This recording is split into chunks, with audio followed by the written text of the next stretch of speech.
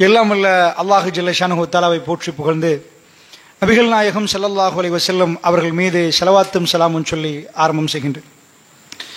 அன்பிற்கினிய சகோதரர்களே, சகோதரிகளே, தாய்மார்களே, அல்லாஹ்வுக்கு மிக விருப்பமான அவனுடைய ஆலயத்திலே நாம் எல்லாம் அல்லாஹு ஜல்ல ஷானஹு தஆலாவை பற்றி பேசுவதற்கு, அவனுடைய கட்டளைகளை பற்றி பேசுவதற்கு நாம் கொண்டு சேர்ந்திருக்கிறோம். இந்த சந்தர்ப்பத்திலே தலைப்பு கொஞ்சம் எனக்கு கிளியர் இல்லை. ஏனென்றால் இந்த நிகழ்ச்சி இன்றைக்கு காலையில் தான் என்னிடம் பேசினார்கள். நாம் அட்டாளச்சேனையிலிருந்து அப்படியே போகிற வழியில் இங்கே வந்து போகுமாறு கேட்கப்பட்டது. அதற்கிணங்க என்ன தலைப்பு போடுவோம் என்று பேசினார்கள். அல்லாஹ்வை நெருங்குவோம் என்றோம், பலஸ்தீனம் சம்பந்தமாகவும் பேசுங்கள் என்று சொன்னார்கள்.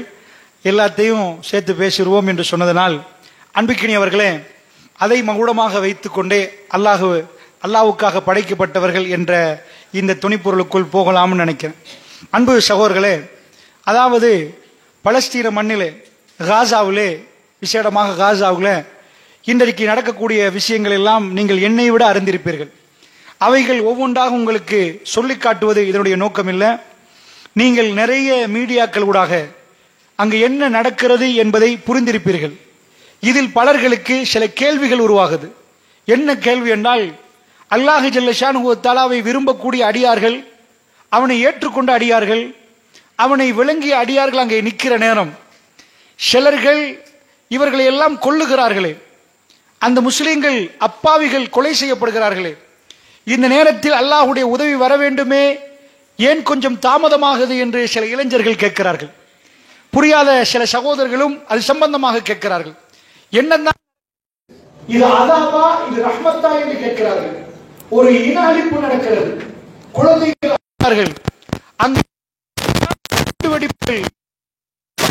கிருமிகள் கொலை செய்யப்படுகிறார்கள். ஐநாவுடைய அறிக்கையே அவர்கள் எவ்வளவு பேர் இறந்து போயிருக்கிறார்கள் என்று பார்க்கிற நேரம் மிக பயங்கரமாக இருக்கிறது. இந்த விடயங்களை எல்லாம் பலர்கள் பார்த்துவிட்டு நம்மிடம் பல வகையில் கேள்வி கேட்கிறார்கள். அதனால் ஒரு மோமினுக்கு, ஒரு முஸ்லிமுக்கு இது சம்பந்தமாக சரியான ஒரு புரிதல் இருக்க வேண்டும்.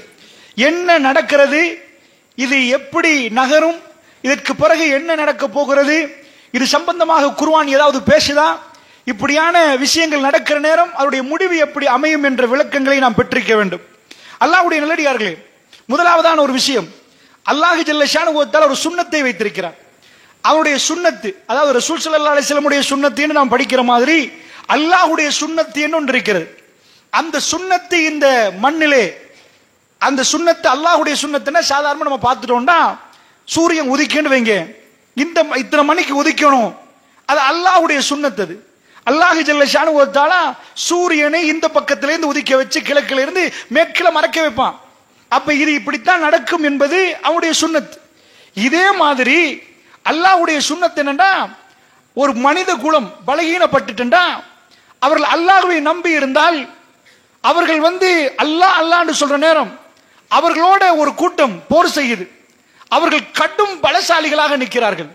ஆயுதங்கள் அவர்கள் கையில இருக்குது, ராணுவம் அவங்க கையில இருக்குது, பொருளாதாரம் அவங்க கையில இருந்தா, ஒரு கூட்டம் ரொம்ப சின்னவராக நிற்கிறார்கள், அவங்க கையில ஆயுதம் இல்லை, ஒன்றுமே இல்லை. இந்த ரெண்டு கூட்டம் மோதினா இதுல யாருக்கு வெற்றி கிடைக்கும் என்று கேட்டீங்கன்னா, அல்லாஹ் சுன்னத்தல்லாஹி அல்லதி கத் ஹலத் மின் கபில் வலன் தஜித லி சுன்னத்தில்லாஹி தப்தீலா. அல்லாஹ்வுடைய சுன்னத்து போய்விட்டது, அல்லாஹ்வுடைய சுன்னத்து மாறாது. வலன் தஜித லி சுன்னத்தில்லாஹி தப்தீலா. நபியே, அல்லாஹ்வுடைய சுன்னத்தை பொறுத்தளவுல அதுல எந்த மாற்றத்தை நீங்க பார்க்க மாட்டீங்க. சுன்னத்து ஒன்றுதான். என்ன சுன்னத்து ஒன்று? ஒரு கூட்டம் பலகீனப்பட்ட அல்லாஹ் அல்லாஹ் அல்லாஹ் என்று கூப்பிடுற நேரம் ரப்புல் ஆலமீன் அவர்களுக்கு பதில் கொடுப்பான். இதுதான் பாலைவனத்து வரலாறில் நெடுகிலும் நாம் பார்க்கிறோம். இப்ப அப்படியே போய் நீங்க பலஸ்தீனத்தை பார்த்தீங்கன்னா, அங்க காசா மக்களுக்கு என்ன தெரியும்? ஒண்ணுமே தெரியாது. அவர்கள்ட்ட ஏதாவது ஆயுத களஞ்சியங்கள் இருக்குதுன்னா இல்ல. இந்த பக்கம் அவங்கள்ட்ட ராணுவம் பெருசா இல்ல. அவங்களுக்குள்ள ஒரு ஆட்சி அமைக்கிறதுக்கு அவர்களுக்கு எதுவுமே இல்லை. அவர்கள் மண்ணை இஸ்ரவேலியர்கள் ஆக்கிரமித்திருக்கிறாங்க. பலஸ்தீனத்தில் பெருசா இல்ல. அப்படியே கொண்டு போய் இஸ்ரேல பாத்தீங்கன்னா, கல்ஃப்ல அவங்க எவ்வளவு பலம் என்பதை நீங்க புரிவீங்க. அவங்க பலம் என்னன்னா, உலகமே அதிர வைக்கிற அளவுக்கு உலகத்துள்ள எல்லா உளவுத்துறையும் உட்கார வச்சாச்சு. நம்ம நாட்டிலே உளவுத்துறை இருக்குது, அமெரிக்காவிலே உளவுத்துறை இருக்குது, இஸ்ரேல்ல இருக்குது, இதுல இந்தியாவில இருக்குது. உங்களுக்கு தெரியும், ரோ தெரியும், மொசாட் தெரியும், சிஐஏ தெரியும். இப்படி உளவுத்துறை எல்லாம் இருக்குது. எல்லாம் உட்கார வச்சு இதுல யாருப்பா நம்ப வந்தா 2 பேர் வருகுது. ஒன்று CIA, அடுத்தது மொசாட். இது ரெண்டுல யாருப்பாண்டா அதிகமானவர்கள் மொசாட் தான் உலகத்தில் ரொம்ப பெரிய உளவுத்துறைன்றாங்க. அப்ப உளவுத்துறையை கொண்டாந்து உட்கார வச்சாச்சு.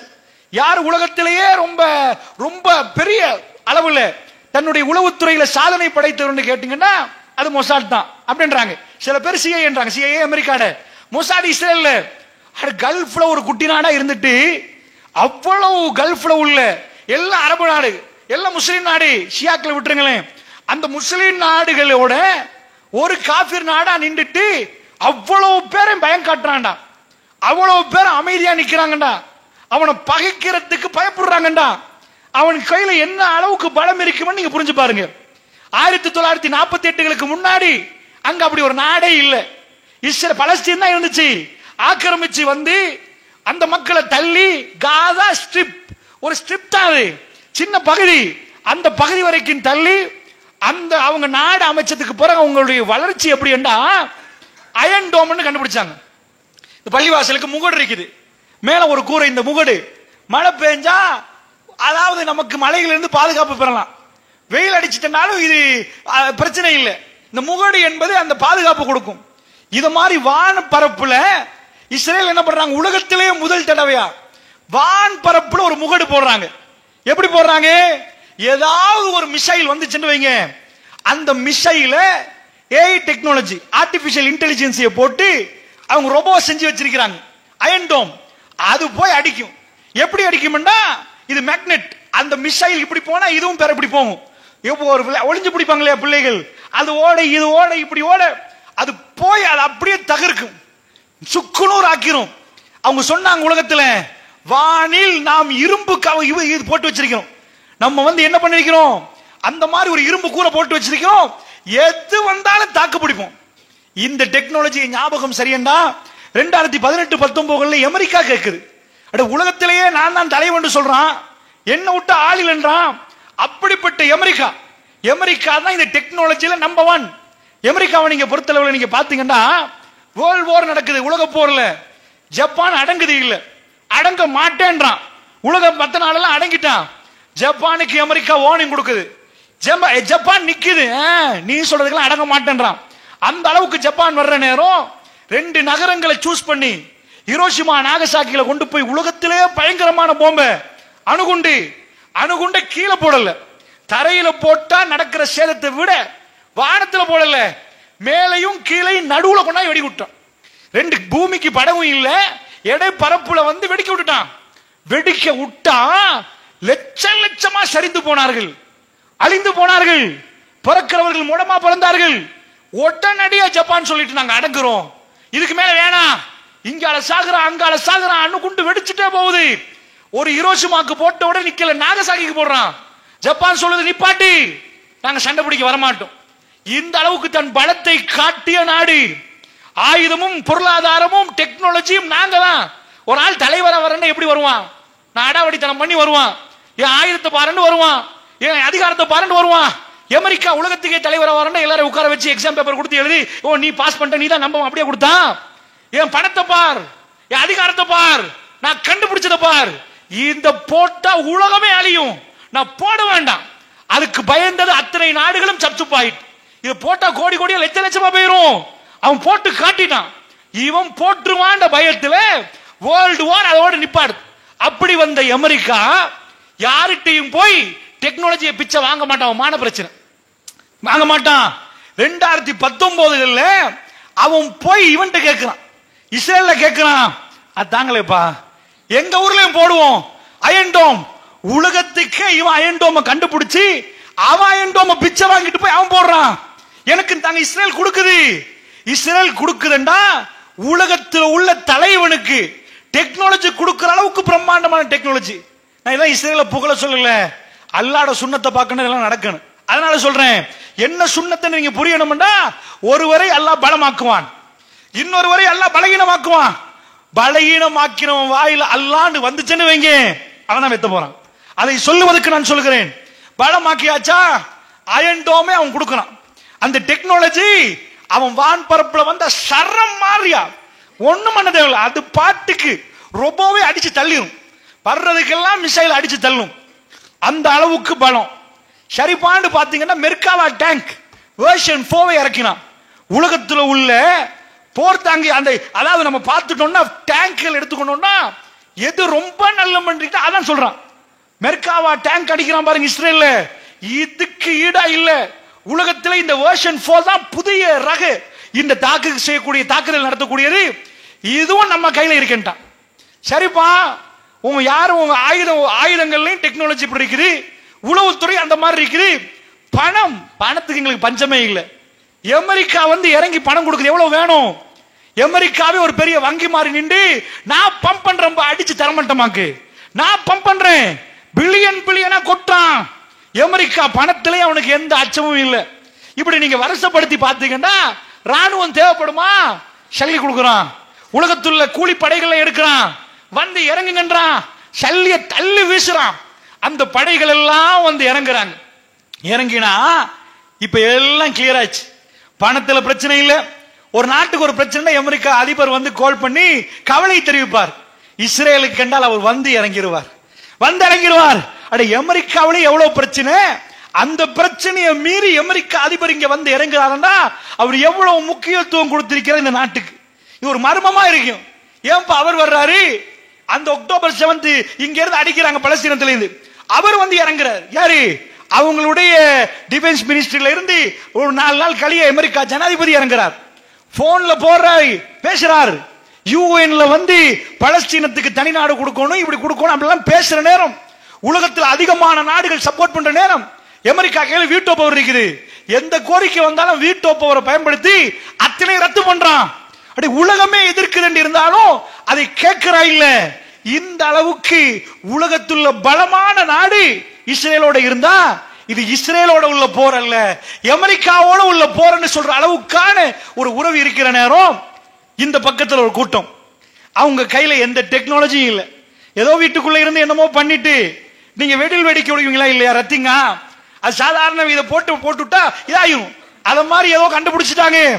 அவங்களுக்கு எந்த அளவுக்கு இந்த நாட்டில் எல்டிடி யுத்தம் செய்கிற நேரம் அவங்க கையில சின்ன விமானம் இருந்துச்சு, அதான் கொழும்புக்கு அனுப்பினாங்க. கடைசியில இப்படி விமானம் கூட காசால இல்ல, பெருளால போயிட்டு அடிக்கிற அளவுக்கான விமானம் ஒண்ணு இல்ல அவங்கள்ட்ட. இங்க இருந்து மிசைல் அனுப்புவாங்க அவங்க, அப்படி எதுவுமே இல்ல. பெரிய குழி அகல் மாதிரி பங்கர் தோண்டி அதுக்குள்ளதான் அவர்கள் நிற்கிறார்கள். அவர்களுக்கு சாப்பாடு எங்கால, அதுக்குள்ள சாப்பாடை சேகரிச்சு வச்சிருக்கிறாங்க. அவங்க கையில பெரிய இந்த மாதிரி டேங்க் இல்ல, இப்படி அயன் டோம் இல்ல, புதிய டெக்னாலஜி இல்ல, அரசாங்கமே இல்ல. இப்படி ஒன்றுமே இல்லாம எங்க நாட்டை காப்பாற்றிக் கொள்ள வேண்டும் என்று அவர்கள் முன்னாடி வந்திருக்கிறாங்க. இந்த நேரத்தில் தான் இவர்களோட யாரு போரிடுறாங்களோ அவங்களோட போரிடாம அந்த குடிமக்களை எல்லாம் அழிச்சு தள்ளுது இஸ்ரேல். சின்ன சிறுமிகள் இருந்து எல்லாத்தையும் பெரிய போம்பு போடுற நேரம் சிறியவர்கள் எல்லாம் அழிஞ்சு போறாங்க. இப்ப இதை ஒரு முஸ்லீம் எந்த கண்ணோட்டத்தில் பார்க்கணும்டா, அல்லாஹ் ரப்புல் ஆலமீன் என்ன சொல்றான் தெரியுமா? இப்படி நடந்தா என்ன ஆகும்? அப்படியே பத்ருக்கு போங்க. பத்ர்ல என்ன ஆச்சு? அல்லாஹ் முஸ்லீம்களை ரொம்ப கம்மியாக்கினான். முஸ்லீம்கள் 320, சில ரிவாயத்து படி 310க்கும் 320க்கும் எடுங்களேன். சில ரிவாயத்துகள் தொகுத்து பார்த்தோம்னா அந்த மாதிரி கணக்கு. அப்படிப்பட்ட ஒரு கணக்குல முஸ்லீம்கள் நிக்கிறாங்க, கையில ஆயுதம் இல்ல, ஒண்ணுமே இல்ல. எத்தனை போர்க்கவசம் இருந்துச்சு அவங்கள்ட்ட? எத்தனை ஒட்டகம்? அதாவது 100க்கு குறைவான ஒட்டகம். இவ்வளவு ஒட்டகத்தோட தான் போறாங்க. முன்ன பின்ன சண்டை பிடிச்சிருக்கிறாங்களா? இல்ல. பெருமாள் உட்கார்ந்து எப்படி ராணுவ பயிற்சி கொடுத்தாங்களா? இல்ல. ஆயுத களஞ்சியங்களுக்குரிய ஏதாவது ஃபேக்டரி இருந்துச்சா? இல்ல. ஆயுதம் வாங்க சல்லி இருக்குதா? இல்ல. இன்னும் அல்லாஹ் பலகீனமாக்குறான். ரமலானுடைய 17வது நாள், ரமலான்ல நோம்பு பிடிச்சி பலகீனமாகி இன்னும் கொஞ்சம் வெயிட் குறைஞ்சிருக்கும். அந்த நேரத்தில் அல்லாஹ் அதுக்கு தேர்ந்தெடுக்கிற இரவு ரமலானுடைய 17வது இரவு. அப்ப ரமலான் மாதம் என்று வர்ற நேரம் இன்னும் பலகீனமாயிருவாங்க. அந்த பக்கம் ஒரு நாளைக்கு 10 ஒட்டகம் அறுக்கப்படுகிறது. 1000 பேர் வந்திருக்கிறாங்க. பெண்களும் நடனம் ஆடுவதற்கு இருக்கிறார்கள். ராத்திரி சாப்பிட்டு பெண்கள் நடனத்தை பார்க்கிற அளவுக்கு குதிகொள்ள அந்த மாதிரி இதான் நிக்கிறாங்க. போருக்கு வந்தவர்கள் பெரிய பெரிய படை வீரர்கள் நிக்கிறாங்க. குஃபார் குறைஷிகள்ல வாளால விளையாட்டு காட்டுற மாதிரி வீரர்கள் அந்த பக்கம் நிக்கிறார்கள். அவர்களோடு இந்த படை வந்திருக்குது. அழிச்சு தரமட்டமாக்குவோம் என்று சபதத்தோட வந்திருக்கிறார்கள். பெண்களுக்கு சொல்லிட்டு வர்றாங்க, ஊரை விட்டு விரட்டினோம், இப்ப ஆளே காலியாக்க போறோம்னு வந்திருக்கிறாங்க. அதுல தலைவர்கள் வந்திருக்கிறாங்க, அபூஜகல், உத்துபா, ஷைபா, உமையா எல்லாம் வந்திருக்கிறாங்க. அப்படி பெரிய பட்டாளம். இவங்க எண்ணி எண்ணி பார்த்தாலும் 300 பேர், 320 பேர். இவர்கள் வந்து பள்ளிவாசல் முதல் வரிசையில் நின்றவர்கள் அப்பாவிகள். இவங்க 2 பேரை மோத விட்டா நீங்க உலகத்தில் உள்ள அறிவியலாளர்கள்ட்ட கையில கொடுத்து இந்த மோதல்ல யாரு வின் பண்ணுவாங்கன்னு கேட்டீங்கன்னா ஒட்டுமொத்த பேர் என்ன சொல்லுவாங்கடா, இல்லப்பா இந்த 300 பேர் தோத்துருவாங்க, சும்மாவே நோம்பு பிடிச்ச ஆட்கள், கையில போறக்கு அவசியம் இல்ல, ஒட்டகமே இல்ல, ஒத்தனுக்கு ஒரு ஒட்டகம் இருந்தா கூட பாஞ்சி ஓடலாம், என்னப்பா இது 100க்கு குறைய ஒட்டகம். இந்த மாதிரி டைம்ல ஊருக்கு வெளியே போராடுற நேரம், ஊருக்குள்ளனா பரவாயில்ல, இருக்கிற மத்தாக்களையும் போடலாம், வெளியே போயிட்டீங்க, அதுவும் 5 கிலோமீட்டர் வெளியே ரொம்ப தொலைவில் போயிட்டீங்க, அவர்களும் வர்றாங்க, பொது இடத்துல சந்திக்கிறோம்னா நிச்சயமா அவங்க கை மேலோங்கும். இதைத்தான் சொல்லுவார்கள். என்னாச்சு? அல்லாஹ் ரப்புல் ஆலமீன் மிக தெளிவாக சொல்றான், காட்டுறான். ரசூல் ஸல்லல்லாஹு அலைஹி வஸல்லம் அந்த நைட் தூங்கவே இல்லை, அந்த நைட் தூங்கவே இல்லை. அல்லாஹ்வுடைய தூதர் அல்லாஹ்விடம் நிறைய பேசுறார்கள். காலை ஆகிறது, அபூபக்கர் சித்திக் சொல்றாங்க, எப்பயும் ரசூலுல்லாஹ்வோட முன்னாடி பின்னாடி நிக்கிறவர்கள், சஹாபாக்கள் தங்களுடைய மரணத்தை நெருங்கி விட்டோம் என்ற உணர்வோடு நிக்கிற நேரம். இந்த யுத்தத்திலே என்ன வெற்றியா தோல்வியான்னு யாருக்கும் தெரியாது. போகிற வழியிலே ஷாது பின் முஆத் ரலியல்லாஹு அன்ஹு சொல்றாங்க, யா ரசூலல்லாஹ் இந்த இடத்துல நீங்க இருங்க, ஒரு கூடாரம் போட்டு தர்றோம், இந்த ஒட்டகத்தை வச்சிருங்க, அல்லாஹ்வுடைய தூதரை நாங்க போறோம், அவங்களோட ஒரு கை பார்க்கிறோம், நாங்க திரும்பி வந்துட்டோம்னா உங்களை கூட்டிட்டு ஊருக்கு போயிருவோம் யா ரசூலல்லாஹ், திரும்பி வரலண்டா நீங்க போயிருங்க யா ரசூலல்லாஹ், இந்த ஒட்டகத்தில் நீங்க போயிருங்க, நீங்க வராதீங்க யா ரசூலல்லாஹ். ஏனென்றால் இந்த ஸ்டேட்மெண்ட்ல என்ன விளங்குதுன்னா பயங்கரமான ஒரு யுத்தம், நீங்க வராதீங்க யா ரசூலல்லாஹ், நாங்க பார்க்கிறோம், இது வாழ்வா மரணமா என்று போகிறோம், நாங்க பார்க்கிறோம்னு சொல்ற ரசூலுல்லாஹ் முகத்தை பார்த்து சிரிக்கிறாங்க. இல்ல நான் வருவான்ட்டாங்க. அல்லாஹ்வுடைய தூதர் வந்து எங்கேயோ நிக்கல, போயாச்சு. போனா யுத்தம் நடக்கிற இடத்துல ரசூலுல்லாஹ் நிக்கிறாங்க.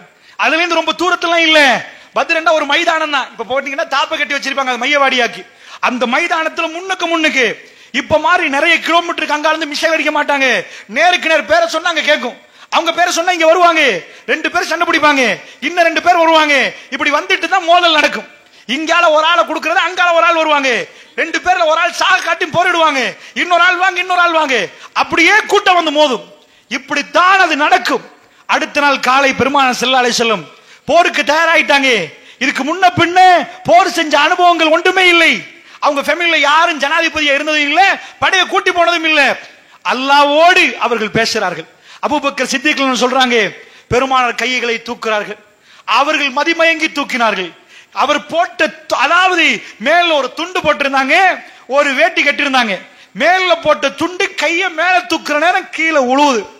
நான் அப்படியே ரசூலுல்லாஹ் தோல்ல போட்டு விடுறேன். பெருமானார் திரும்ப கையை தூக்குற நேரம் அது கீழே உழுவுது.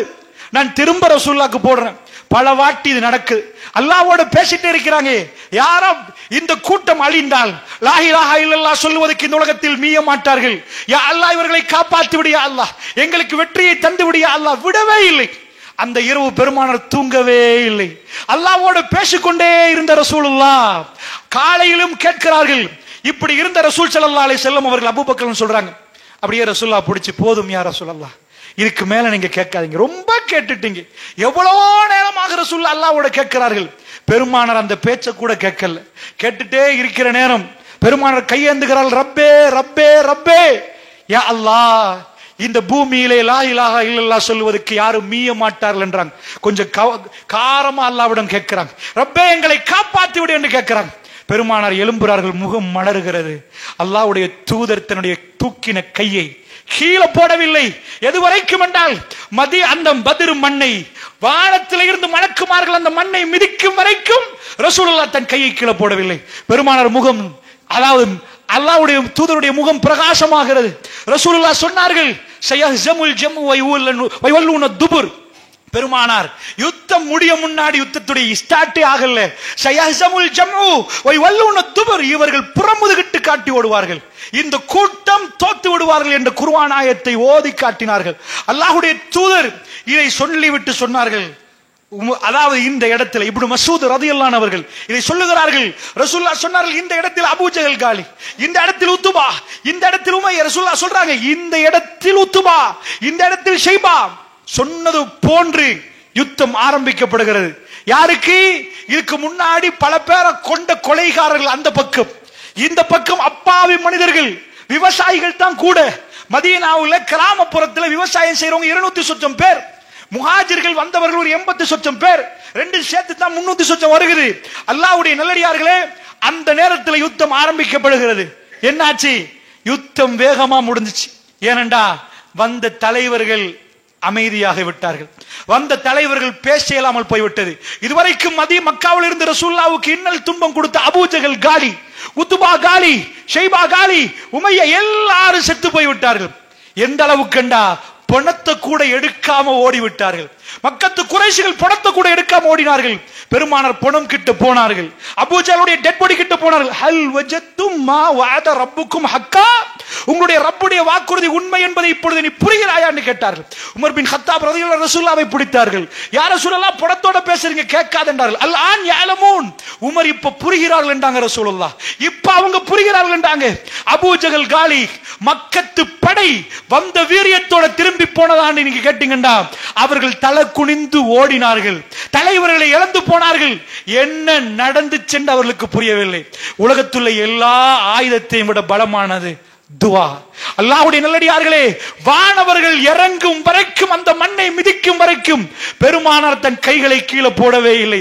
ரப்பே, ரசூலுல்லாஹ் சொன்னார்கள், நான் பார்க்கிறேன் வானவர்கள் இறங்குகிறார்கள், இந்த மண்ணை அவர்கள் படையெடுத்து இறங்குகிறார்கள், என் கண்களால் பார்க்கிறேன், அவர்கள் மண்ணை மிதிக்கிறார்கள் என்றார்கள். தோழர்கள் ஓடி வந்து சொன்னார்கள் யுத்தத்துக்கு பிறகு, யா ரசூலல்லாஹ், வாளை எடுத்தேன், தலை விழுந்து விட்டது, நான் வல்லாஹி வெட்டவில்லை என்றார்கள். அல்லாஹ்வுடைய தூதர் சொன்னார்கள், மலக்கு முந்தி விட்டார் என்றார்கள். இந்த மண்ணுக்கு, இந்த பூமிக்கு வானவர்கள் இறங்கிய நாள் அந்த நாள். அல்லாஹ்வுடைய நல்லடியார்களே, கது ஹலத், அல்லாஹ் ரப்புல் ஆலமீன் சொல்கிறான், வலன் தஜித லி சுன்னத்தில்லாஹி தப்தீலா. அல்லாஹ்வுடைய சுன்னத்தில் எந்த மாறுதலையும் நபியே நீங்கள் பார்க்க மாட்டீங்க. அல்லாஹ்வுக்கு என்று ஒரு சுன்னத் இருக்கிறது. என்ன சுன்னத்து? நிறைய சுன்னத் இருக்கிறது. அதுல ஒரு சுன்னத்து தான் ஒரு கூட்டம் பலகீனமாகி அல்லாஹ் அல்லாஹ் அல்லாஹ் என்று சொல்லுகிற நேரம், அவர்கள் கையில எதுவும் இல்லாத நேரம், ஒரு கூட்டம் பலமாகி விட்டார்கள் என்றால், அவர்கள் ரப்பை மறந்து விட்டால் அந்த இடத்திலே இவர்களுக்கு வெற்றி வரும் என்பதை நீங்கள் வரலாறிலே முழுக்க பார்க்கலாம். இதேதான் இது பதிர். அப்படியே நீங்க போய் அஹ்ஸாபுக்கு பாத்தீங்கன்னா இதே நடக்குது. 3000 பேர் வந்தவங்க 10,000 பேர். அஹ்ஸாப் எல்லா யுத்தத்தையும், நான் எல்லா யுத்தத்தையும் சொல்வதற்கு நேரம் இல்லை. அஹ்ஸாபை நீங்க எடுத்துக்கொண்டீங்கன்னா அதுதான் கடுமையான பஞ்சம். நீங்கள் கல்லு கட்டி என்று கேள்விப்படுற ஹதீஸ்கள் அதிகமான ஹதீஸ் அஹ்ஸாப், அகல் தோண்டிய டைம், பெருமான அது பஞ்சமான காலம். அட, யுத்தத்துக்கு 10,000 பேர் வெளியில இருந்து வர்றாங்கடா, குறைஞ்சபட்சம் சாப்பிட இயலாத ஒரு டைம்ல அல்லாஹ் அதை சூஸ் பண்றான். ஏன் சூஸ் பண்றான்? முஸ்லீம்கள் இன்றைக்காவது சொல்லக்கூடாது, ஆயுத பலத்தால் வென்றாங்க, படபலத்தால வென்றாங்க, அப்படி அறிவால வென்றாங்க, ஆளுமையால வென்றாங்க. ரப்போடு அவர்கள் தொடர்பு வைத்தார்கள், அதனால் அவர்கள் வென்றார்கள். இதுதான் அல்லாஹ் கொடுற அந்த அடிப்படை. என்னாச்சு? அல்லாஹ்வுடைய நல்லடியார்களே, அஹ்ஸாப்ல ரசூலுல்லாஹ்ட்ட வந்து ஒருத்தர் பார்க்கிறார். ஜாபிர் பார்த்தா ரசூலுல்லாஹ் கல்லு கட்டி வீட்டுக்கு போய் மனைவிட்ட சொல்ற, ஹமசன் ஷதீதா, வயிறு ஒட்டி போய் இருக்கிறது. ரசூலுல்லாஹ்வுக்கு என்னமா இருக்குது? உங்களுக்கு தெரிந்த ஹதீஸ், ஒரு மெலிந்த ஆடு இருக்குது, அதை அறுத்து தான் கொடுத்தாங்க. வந்து ஜாபிர் சொன்னாங்க, யா ரசூலல்லாஹ், நீங்க 2 பேரும் வீட்டுக்கு வாங்க, சாப்பாடு ரெடி பண்ணிருக்கிறேன். ரசூலுல்லாஹ் வளமைக்கு மாற்றமாக ஒரு மனிதர் சொன்னால் பெருமானார் எப்படி நடப்பாங்களோ அதை மாற்றமாக ரசூலுல்லாஹ் சொன்னாங்க. யா அஹ்ல கந்தக், கந்தக் வாசிகளே, ஜாபிர் உங்களை எல்லாத்தையும் கூப்பிடுறார். ஒரே ஓட்டம் வீட்டுக்கு 2 பேரை கூப்பிட்டா இவ்வளவு பேர் ரசூலுல்லாஹ் படை எடுத்துட்டு வந்தா என்ன பண்றது? 1000 வர போறாங்க. வீட்டுக்கு ஓடினா ரசூலுல்லாஹ் சொன்னாங்க, ஜாபிர், அதுல உள்ள கரிகளை தொட்டுறாதீங்க, நான் வர்றேன்றாங்க. நான் வந்து பாக்குறேன்றாங்க. சஹாபாக்கள் அதிர்ந்து போனாங்க. வீட்டில் 2 பசியின் கொடுமையில் அவர்கள் நின்றாங்க. அகல் தோண்ட முடியாது. அவங்களே கல்லு கட்டினா வீட்டுல உள்ளவங்க என்ன கதை? 10 நாள் பிசினஸ் இல்லைன்னா, 10 நாள் விவசாயம் பண்ணலன்னா, அவங்க சேமிச்சு வச்சு ஏடிஎம் கார்டை போட்டு எடுத்து புடிங்கன்னு சொல்லி செக் எழுதி கொடுத்து பேங்க்ல மாத்திக்கோங்க, நான் போயிட்டு வரேன்னு சொல்ற அளவுக்கு இல்ல. அவ்வளவு கஷ்டம். அந்த நேரத்துல வீட்டுக்கு போனா அந்த 1000 பேரும் கொஞ்சம் கொஞ்சமா கொடுக்க முடியல. இதை நீங்க புகார்ல பார்க்கலாம். அவர்கள் எல்லோரும் வயிறார சாப்பிடுறார்கள். அல்லாஹ் ரப்புல் இஸ்ஸத் அந்த யுத்தத்துல என்னாச்சு? 10,000 பேர் படையெடுத்து வந்தாங்க. இங்க இவ்வளவு பேர் யுத்தம் பண்ணி நீங்க எல்லாம் பேனாவை எடுத்து பென்சில் எடுத்து எழுதி பார்த்தாலும் உங்களுக்கு ஆன்சர் வரவே வராது. என்ன ஆன்சர் வரும்? அந்த பக்கம் வெளியில நிக்கிறாங்க. சரிப்பா, வந்தவங்க அகல் தோன்றிருக்குது, அதனால வெளியில நிக்கிறாங்க. இந்த பக்கம் அகலுக்கு வெளியே. ஓகே, இவங்க இப்ப தற்பாது காத்துக்கொள்ளணும். அங்கால வரையலும். ஆனா அவங்க ஏன் வராம இருக்கிறாங்க? இவங்க கையில ஆயுதம் இருக்குது. என்ன ஆயுதம்? அம்பு இருக்குது. அம்பால ஏறனால அவங்களுக்கு வந்து கொள்ளலாம் இருக்கு. இல்லன்னா இறங்கி குழியில இறங்கி அடுத்த ஜம்ப் பண்ணிடுவாங்க. என்ன இந்த குழியை தோண்ட முடியும்டா, குழியிலேருந்து அவங்க ஏறினாங்க தானே சஹாபாக்கள். பாஞ்சவனுக்கு ஏறி வரலாம். ஒரே இது அம்பு மழை வந்துட்டே இருக்குது. அதனால கணக்கு போட்டு பார்த்தா, ஆமா எத்தனை லட்சம் அம்பு இருக்குது, ஒரு நாளைக்கு எத்தனை ஏறாங்க. சரிப்பா, 2 மாசத்துல அம்பு க்ளோஸ். இதான் முற்றுகைண்டா. முற்றுகைண்டா இந்த பள்ளிக்குள்ள சாப்பாடு இருக்குன்னு வைங்க, நாமெல்லாம் உள்ளுக்குள்ள இருக்கிறோம், எங்களை முற்றுகையிட்டுட்டாங்க, வெளியே போகலாது. என்ன கணக்கு போடுவாங்கன்னா, இந்த சாப்பாடு எத்தனை நாளைக்கு இருக்குது, அவ்வளவு நாள் முற்றுகை போடுவோம், அவனே செத்து மடிஞ்சிருவான். அப்புறமேல சண்டை பிடிக்க வேண்டிய இல்ல, முற்றுகை இட்டு கொண்டிருக்கிறாங்க. அம்பு போகுது. அம்பு முடியணுமே. 29வது நாள் அல்லாஹ் இன்னும் அதுல கடுமையான ஒரு பிரச்சனை உண்டாக்கிட்டான். வெளியே வந்து நின்றவர்கள் அம்பு எறிகிற நேரம் பெருமானார் அம்பு எறிகிறாங்க. நீங்க நினைச்ச கூடாது ஜோக் என்று. ரசூல் ஸல்லல்லாஹு அலைஹி வஸல்லம் தான் இதுவரைக்கும் பயன்படுத்தாத பயங்கரமான ஒரு வார்த்தை பயன்படுத்தினாங்க. உமர் கிட்ட வராங்க, யா ரசூலல்லாஹ் இப்ப அஷர் தொழுந்துட்டீங்களான்னு கேட்கறாங்க. வானத்தை பார்த்த ரசூலுல்லாஹ் அப்படியே பேக் வராங்க. பின்னாடி வந்து உமர் இல்லன்ட்டாங்க. அவர்கள் அப்பொழுது அசர் தொழுகிற நேரம் மக்ரிப். பெருமானார் சொன்னார்கள், இந்த நபியுடைய தொழுகையை இந்த அளவுக்கு தாமதப்படுத்தியவருடைய கபர்களை நெருப்பால் நிரப்பி ஆரம்பித்தாங்க. அந்த அளவுக்கு பயங்கரமான ஒரு பிரார்த்தனை செய்கிற அளவுக்கு, இவ்வளவு நேரம் போகிற அளவுக்கு அம்பு ஏய்ந்து கண் அசராம மக்களை அம்பு என்கின்ற அவ்வளவு ஹாட்டா நடக்குது. இந்த டைம்ல ஒரு மெசேஜ் வருகிறது, இடிக்கு மேல இடி, உளுந்தவனுக்கு இன்னொரு அடி மாறி ஒரு மெசேஜ் வருகிறது. ரசூலுல்லாஹ் இந்த யுத்தத்துக்கு முன்னாடி ஒரு ஒப்பந்தம் போட்டிருந்தாங்க யகூதிகளோட. மதீனாவுக்கு பின்னாடி உள்ள யகூதிகள்கிட்ட சொல்லியிருந்தாங்க, எப்பா இந்த பக்கம் நாங்க காட் பண்றோம், இந்த பக்கம் பின்னாடி நீங்க காட் பண்ணணும். ஏன் காட் பண்ணணும் தெரியுமா? இதுக்குள்ள உள்ள ஈச்ச மரம் தான், ஈச்ச மரங்கள் தான் எங்களுக்குரிய பொருளாதாரம். வந்தவன் எங்களை மட்டும் அழிக்க மாட்டான், இது அவ்வளோத்தையும் சூறையாடிட்டு போயிருமா. அதனால மதீனாவுடைய பொருளாதாரம் இந்த ஈச்ச பழம். அதனால நீங்க இந்த ரோட்ல அனுப்பக்கூடாது. அனுப்பாம இருந்தீங்கன்னா நாங்க முன்னாடி ரோட்டை பார்ப்போம், அவன் உள்ள வர ஏலான்ட்டாங்க. இவன் ஆமான்ட்டான். 29வது நாள் கடக்கிற நேரம் அவன் நிலைமை மாறிட்டு யுத்தம் அப்படியே நடக்குது. 10,000 பேர் வெளியே தலையை எண்ணி பாருங்க. நீங்க ஒரு மலைக்கு மேல ஏறி பாருங்க, உங்களை சுத்தி 10,000 பேர் கொல்லுவேன்னு நின்றா அந்த ஒவ்வொரு நாளும் எவ்வளவு பயங்கரமா இருந்திருக்கும். எங்கேயாவது ஒரு இடம் கிடைச்சா உள்ள பூந்து வந்துருவான், உள்ளுக்கு வந்து சரமாரியா முடிச்சிருவான். அந்த கடைசி நாளாகிற நேரத்துல ஒருவர் ஓடி வர்றாரு, அல்லாஹ்வுடைய தூதரே யகூதி ஒப்பந்தத்தை முறிச்சுட்டான்டார். பெருமானார் ஸல்லல்லாஹு அலைஹி வஸல்லம் வாயை பொத்துங்கண்டாங்க. எதுக்குண்டா அமைதி என்றாங்க. பெருமானார் அதை விரும்பல. ஏன்னா மக்கள் இதை கேள்விப்பட்டா ஓடிடுவாங்க. எங்க ஓடிடுவாங்க? அதுவும் யுத்தம் தான். ஏண்டா அந்த யகூதிகளுடைய ஈச்சமர பனு குறைலாக்கள், அந்த ஈச்சமர தோட்டம் முடிகிற இடத்துலதான் பெண்கள் பிள்ளைகளை அனுமதித்து வச்சிருக்கிறாங்க. ஏன்னா ஊர்ல இந்த பக்கம் யுத்தம்னால நீங்க போய் பின்னாடி அங்க சேஃப்டி என்று வச்சிருக்கிறாங்க. அந்த பகுதிக்கு யகூதிகள், அதாவது அந்த வாசலை திறந்து கொடுத்து நீங்க போங்கண்டா, குறைஷிகள் நுழைஞ்சா ஃபர்ஸ்ட் ரத்த வெள்ளம் பிள்ளைகள் தான். ரத்தத்தால நனைஞ்சிருவாங்க.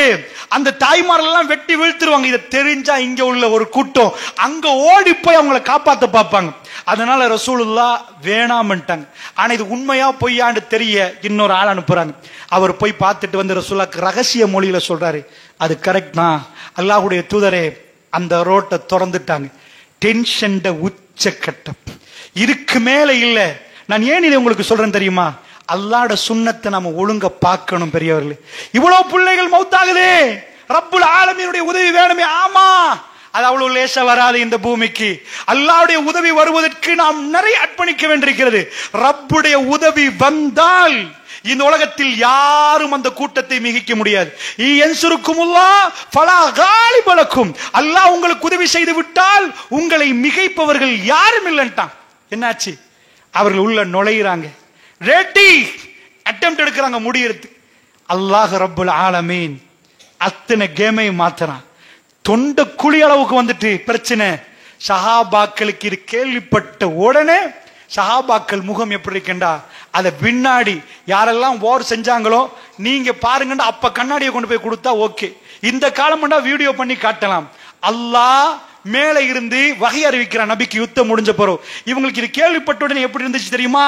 இஸாகத்தில் அப்சார், அவங்க பார்வைகள் நிலை குத்து. வாட், என்ன அல்லாஹ்வுடைய தூதர் இங்க நிக்க, நாங்க சண்டை பிடிக்க, பின்னாடி அவங்க வர்றாங்களா?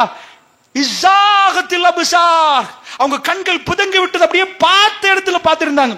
வபலகத்தில் குலூபுல் ஹனாஜிர், அவங்க கல்புகள் தொண்டக்குழிய அடைச்சிச்சு, அவங்களால பேச முடியாம போச்சு. வத்தலுன்னூன பில்லாஹி லுன்ன, அல்லாஹ்வை பத்தி நினைக்க ஆரம்பிச்சிட்டாங்க. யா ரப், என்ன நடக்குறீங்க? அப்படி வரப்போக்கல அல்லாஹ் ஒரே அடியா மாத்தினா. யா அய்யுஹல்லதீன ஆமனு, ஏ விசுவாசிகளே என்று அல்லாஹ் சொல்றான். யா அஸ்ஹாபுன் நபி என்று சொல்லல, நபியுடைய தோழர்களே. இது ஒட்டுமொத்த மூமின்களுக்கு அல்லாஹ் சொல்றது. யா அய்யுஹல்லதீன ஆமனு உذ்குரு நிஅமத்தல்லாஹி அலைக்கும், அல்லாஹ்வுடைய நிஅமத்தை கொஞ்சம் நினைச்சு பாருங்க. இஸ்ஜாத்கும் ஜுனூத், ஒரு கூட்டம் உங்கள்ட்ட வர நேரம். ஃபஅர்சல்னா அலைஹிம் ரீஹன் வஜுனூதன் லம் தரவுஹா, ஒரு காத்து அனுப்பினோம், நீங்க பார்க்காத ஒரு படை அனுப்பினோம். முடிச்சிட்டான். சூரா அஹ்ஸாப்ல போய் பாருங்க, இவ்வளவுதான் வரும். இதுக்கு மேல யுத்தத்தை முடிச்சதை பத்தி பக்கமா இல்லவே இல்ல. அல்லாஹ் என்ன சொன்னான்? ஃபஅர்சல்னா அலைஹிம் ரீஹன், ஒரு காத்து அனுப்பினோம், அவங்க பக்கத்துல ஒரு காத்து. வஜுனூதன் லம் தரவுஹா, நீங்க பார்க்காத ஒரு படையை அனுப்பினோம். சுப்ஹானல்லாஹ். அந்த இரவு கொஞ்சம் போய் முஸ்லிம்ல பாருங்க ஹதீஸ். சுப்ஹானல்லாஹ். ரசூலுல்லாஹி ஸல்லல்லாஹு அலைஹி வஸல்லம் அவர்கள் என்ன சொன்னாலும் சஹாபாக்கள் எழும்பி ரசூலுல்லாஹ்வுக்கு உடனே ரசூலுல்லாஹ்வுக்கு பதில் சொல்லுவாங்க. அல்லாஹ்வுடைய தூதர் நபி ரசூலுல்லாஹ்வுடைய எந்த அளவுக்கு போச்சண்டா, மனைவி யா ரசூலுல்லாஹ்ன்றாங்க, மகள் அல்லாஹ்வுடைய தூதரை தம் வாப்பாவை ரசூலுல்லாஹ்னு கூப்பிடுவாங்க, தன் நெருக்கமான நண்பர் ரசூலுல்லாஹ்ன்றாங்க, ஊரே ரசூலுல்லாஹ்னு கூப்பிடுற அளவுக்கு ரசூலுல்லாஹ் மாறி இருந்தாங்க. அந்த அளவுக்கு அவங்க ஏற்றுக்கொண்டிருந்தாங்க. ஆனா இந்த சம்பவத்துல சின்ன ஒரு பிரச்சனை நடக்கும். ரசூல் ஸல்லல்லாஹு அலைஹி வஸல்லம் கேட்பாங்க, நானும் இப்ப இருக்கு பதில் தருபவரும் சொர்க்கத்துல இப்படி இருக்கலாம் என்பாங்க, என்னோட இருக்கலாம் என்பாங்க. இந்த அறிவிப்பு விட்டன்னு வைங்க, எந்த சஹாபியும் இது வரைக்கும், இது ஆஃபர், ரசூலுல்லாஹ் கொடுக்கிற ஆஃபர், என்னோட சொர்க்கத்துல இருக்கிறது என்பது லேசி இல்லை. சொர்க்கம் போறது வேற, ரசூலுல்லாஹ்வோட சொர்க்கத்துல இருக்கிறது வேற. நபிமார்களும் சாலிஹீன்களும் சுஹதாக்களும் பெரும் பெரும் நபிமார்கள் ரசூலுல்லாஹ்வை சுத்தி நிக்கிற நேரம் சாதாரண ஒருவருக்கு போய் ரசூலுல்லாஹ் பக்கத்துல நிக்கலாது. பெருமானார் கொடுத்தாங்க ஆஃபர், என்னோட சொர்க்கத்துல நிக்கலாம் என்றாங்க. யாருக்கு தெரியுமா? இப்படியே இந்த அகல்ல போய் இறங்கி அடுத்த பக்கமா உள்ள அபூ சுஃபியான் மஷூராவை கேட்டுட்டு வருபவருக்கு என்னோட சொர்க்கத்துல இப்படி நிக்கலான்ட்டாங்க. நானும் அவரும் சொர்க்கத்துல சேர்ந்து நிற்போம். நீங்க என்ன நினைச்சிருப்பீங்க? இதுக்கு முன்னாடி உள்ள ஹதீஸ்கள்லாம் பிரட்டி பார்த்தீங்கடா, அந்த நிலைமையே வேற, இன்றைக்கு நிலைமை வேற. பத்ரில் ஒரு சஹாபி உங்களுக்கு தெரியும், ரசூல் ஸல்லல்லாஹு அலைஹி வஸல்லம் அவங்க வரிசையை செய்யற நேரம் அந்த சஹாபி, அல்லாஹ்வுடைய தூதரே, நீங்க எனக்கு குத்துனீங்க, எனக்கு வலிச்சிச்சு, உங்கள்கிட்ட பழித்து இருக்கணும்ட்டாங்க. என்னப்பான்றாங்க ரசூலுல்லாஹ். இல்ல, நீங்க கம்பால் இப்படி செய்யற நேரம் எனக்கு குத்தி பட்டுச்சு, அது எனக்கு வலிச்சிச்சு, யார ரசூலுல்லாஹ், பழித்து இருக்கணும். எல்லாம் வரிசையில நிப்பாட்டிருக்கிற நேரம் அப்ப ரசூல் ஸல்லல்லாஹு அலைஹி வஸல்லம் இதாங்கப்பா குத்துங்கன்றாங்க. இல்ல, எனக்கு உங்க முதுகு பக்கம் தான் குத்தணும் யார சொல்லலான்றாங்க. இங்க முதுவை காட்டுங்க, அந்த பக்கம் தான் எனக்கு பட்டுச்சு. அல்லாஹ்வுடைய தூதர் அதை திறந்து கொடுக்கறாங்க. அப்படியே பின்னாடி இருக கட்டி, யார சொல்லலாம், இதற்கு பிறகு என்ன ஆகும் என்று தெரியாது யார சொல்லலாம்.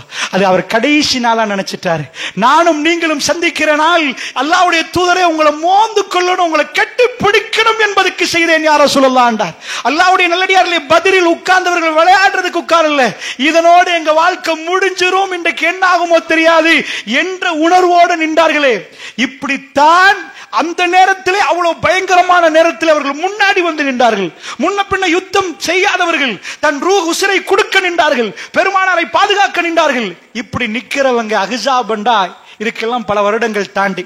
இப்ப ரசூலுல்லாஹ் அந்த மாதிரி வேலை சொல்லல, போய் கேட்டுட்டு வாங்க. ஆனால் அந்த ஹதீஸை பரட்டி பார்த்தீங்கன்னா ஒருவர் எலும்பல்ல. ரசூலுல்லாஹ் இரண்டாம் முறை சொல்றாங்க, யாரும் எலும்பல்ல. மூணாம் முறை சொல்லிட்டு ரசூலுல்லாஹ் சொல்றாங்க, கும்யா உதைஃபா, உதைஃபா எலும்புங்கன்றாங்க. அவர் சொல்றார், வல்லாஹி அல்லாஹ்வுடைய தூதர் என் பேரை சொல்லாவிட்டால் நான் எலும்பிருக்க மாட்டேன் என்றார். எலும்பி ரசூலுல்லாஹ் பக்கம் போனாங்க.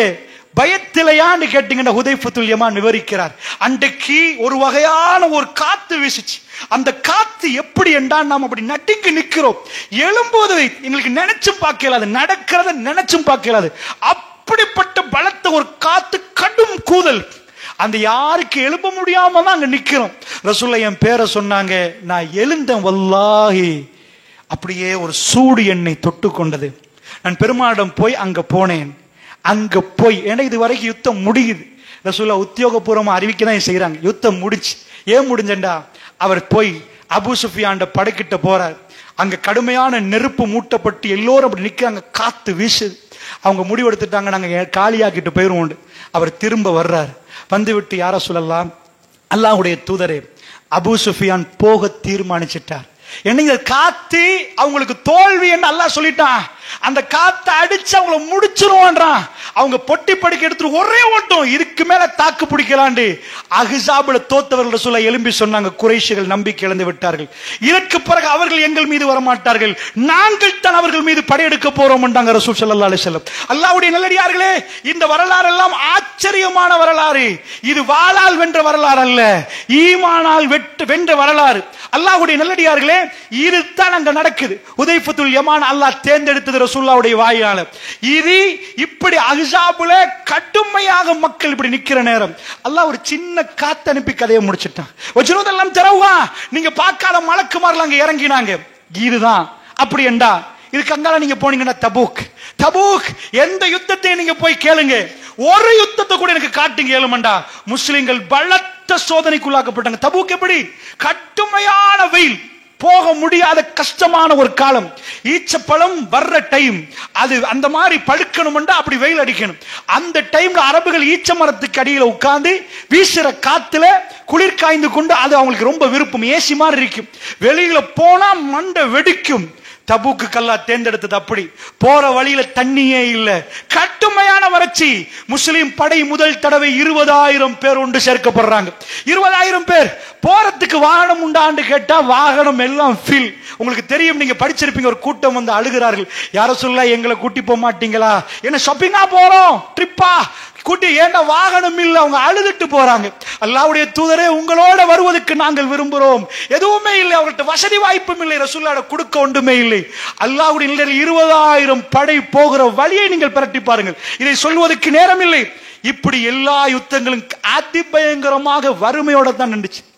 ஆனா அல்லாஹ்வுடைய உதவி வர ஆரம்பித்தால் இந்த மண்ணு வித்தியாசமா மாறிச்சு. இதுவரைக்கும் இல்லாத மாதிரி ஆச்சரியமான ஒரு மாற்றத்துக்கு இந்த மண்ணு போச்சு. எல்லாத்திலும் முஸ்லிம்கள் வெற்றி கொண்டார்கள். அதனால சொல்றேன், பலஸ்தீன மண்ணில் அல்லாஹ்வுடைய நல்லடியார்களே, அவர்கள் இன்றைக்கு எல்லாம் அவர்கள் கையில கொடுக்கப்பட்டு, அவர்களுக்கு லா இலாஹ இல்லல்லாஹ் மூசா ரசூலுல்லாஹ், அவர்களும் அல்லாஹ்வை நம்புறவர்கள். ஒரு நபி இப்ராஹிம் நபி, அவருடைய 2 மகன், ஒன்று இஸ்மாயில் அலைஹிஸ்ஸலாம், அடுத்தது இஸ்ஹாக் அலைஹிஸ்ஸலாம். இஸ்ஹாக் அலைஹிஸ்ஸலாம் அவருடைய குடும்பம் யாக்கூப் அலைஹிஸ்ஸலாம், அவங்க அதாவது அவருடைய பிள்ளை யாக்கூப் அலைஹிஸ்ஸலாம். யாக்கூப் அலைஹிஸ்ஸலாமுடைய பிள்ளைகளுக்கு தான் பனி இஸ்ராயல் என்று சொல்றது. அவருக்குள்ள 12 பிள்ளை, இன்றைக்கு 12 கோத்திரம் தான் அவங்க. அந்த 12 பிள்ளை, அந்த 12 கோத்திரத்தோட வருவர்கள் தான் இந்த அதாவது பனி இஸ்ராயல். இவர்கள் இந்த யகூதிகளை பொறுத்தளவில் அவர்களுடைய மற்றவர் இஸ்மாயில் அலைஹிஸ்ஸலாம், அவரால் வருபவர்கள் தான் அரபிகள். நானக்கும் தம்பிக்கும் தான் சண்டை. அவர்கள் யார்? முஸ்லிம்கள் மாதிரி அவர்கள் தாடி வச்சிருப்பாங்க. அவர்கள் தௌராத்தை ஓதுறார்கள், நாம் குர்ஆனை ஓதுறோம். மஸ்ஜிதுல் அக்ஸா எங்களுக்கு புனிதம் என்கிறோம், அவர்களும் புனிதம் என்கிறார்கள். அல்லாஹ்வுடைய நல்லடியார்களே, அவர்களுக்கு ஆனால் ஒரு விதத்தில் அல்லாஹ் சில விஷயங்களை கொடுத்திருக்கிறார். வேர்ல்டு பிசினஸ் அவங்க கையில் இருக்குது. வேர்ல்டு பிசினஸ், அமெரிக்காவை ஆட்டி படைக்கிற பிசினஸ் அவங்க கையில் இருக்குது. ஏனென்று சொன்னால் அது தனியா பேசணும், அந்த அளவுக்கு பவர்ஃபுல்லான ஒரு கூட்டம். அமெரிக்காவில் அவர்கள் இருப்பது 75 லட்சம். முஸ்லிம்களும் அவர்களும் யகூதிகளும் சேம், அந்த மாதிரியான அளவு தான் இருக்கிறாங்க. முழு உலகத்திலே 1.5 கோடி தான். முழு உலகத்திலே 1.5 கோடி தான் நிற்கிறான். அமெரிக்காவுடைய WTC வேர்ல்ட் ட்ரேட் சென்டருக்கு விமான தாக்குதல் நடக்குது. அது யாரு நடத்தினா என்பது இன்றைக்கும் கேள்வி. ஏனென்றால் அதனுடைய நிறைய ஃபுட்டேஜ் வெளியாக்கினாங்க. அதுல இது வந்து பெரிய இந்த தாக்குதல்ல வந்து சந்தேகம் இருக்குன்னு யூடியூப்ல நிறைய போட்டாங்க. அதெல்லாம் நீங்க பாத்தீங்கன்னா உங்களுக்கு புரியும். அதுல ஒன்றை சொல்றேன், அதுல அன்றைக்கு யகூதிகள் யாருமே வேலைக்கு வரல.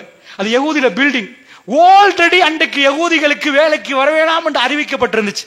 சோ இது யார்ட திட்டம், யார்ட சதி தெரியாது. ஆனால் அதில் நிறைய விஷயங்களை ஆய்வாளர்கள் கொண்டு வந்து வைக்கிறார்கள். அது ஒரு புறம் இருந்தாலும் கூட வேர்ல்ட் ட்ரேட் சென்டர் அதுவே அவங்களுக்கு சொந்தம் என்றான். அந்த அளவுக்கு 110 மாடி, எவ்வளவோ சொத்து, வேர்ல்ட்ல உள்ள நிறைய பிராண்ட் நேம்ல உள்ள பொருளாதாரம் அவங்களோட பிசினஸ் அவங்க கையில. அப்படி இருக்கிற நேரம் ஒரு சின்ன கூட்டம் காசால அவங்களோட போராட போறாங்கண்டா, இது 2 நாள்ல பிடிச்சி சும்மா அடிச்சு காலால மிதிக்கலாம். அப்படிப்பட்ட ஒரு சின்ன கூட்டம் அமெரிக்கா பக்கத்துல நிக்குது. இன்னும் போர் முடியலண்டா, நன்றாக புரிந்து கொள்ளுங்கள். இந்த பக்கத்துல அவங்க அல்லாஹ் என்கிறாங்க, ரப்பே என்று கூப்பிடுறாங்க.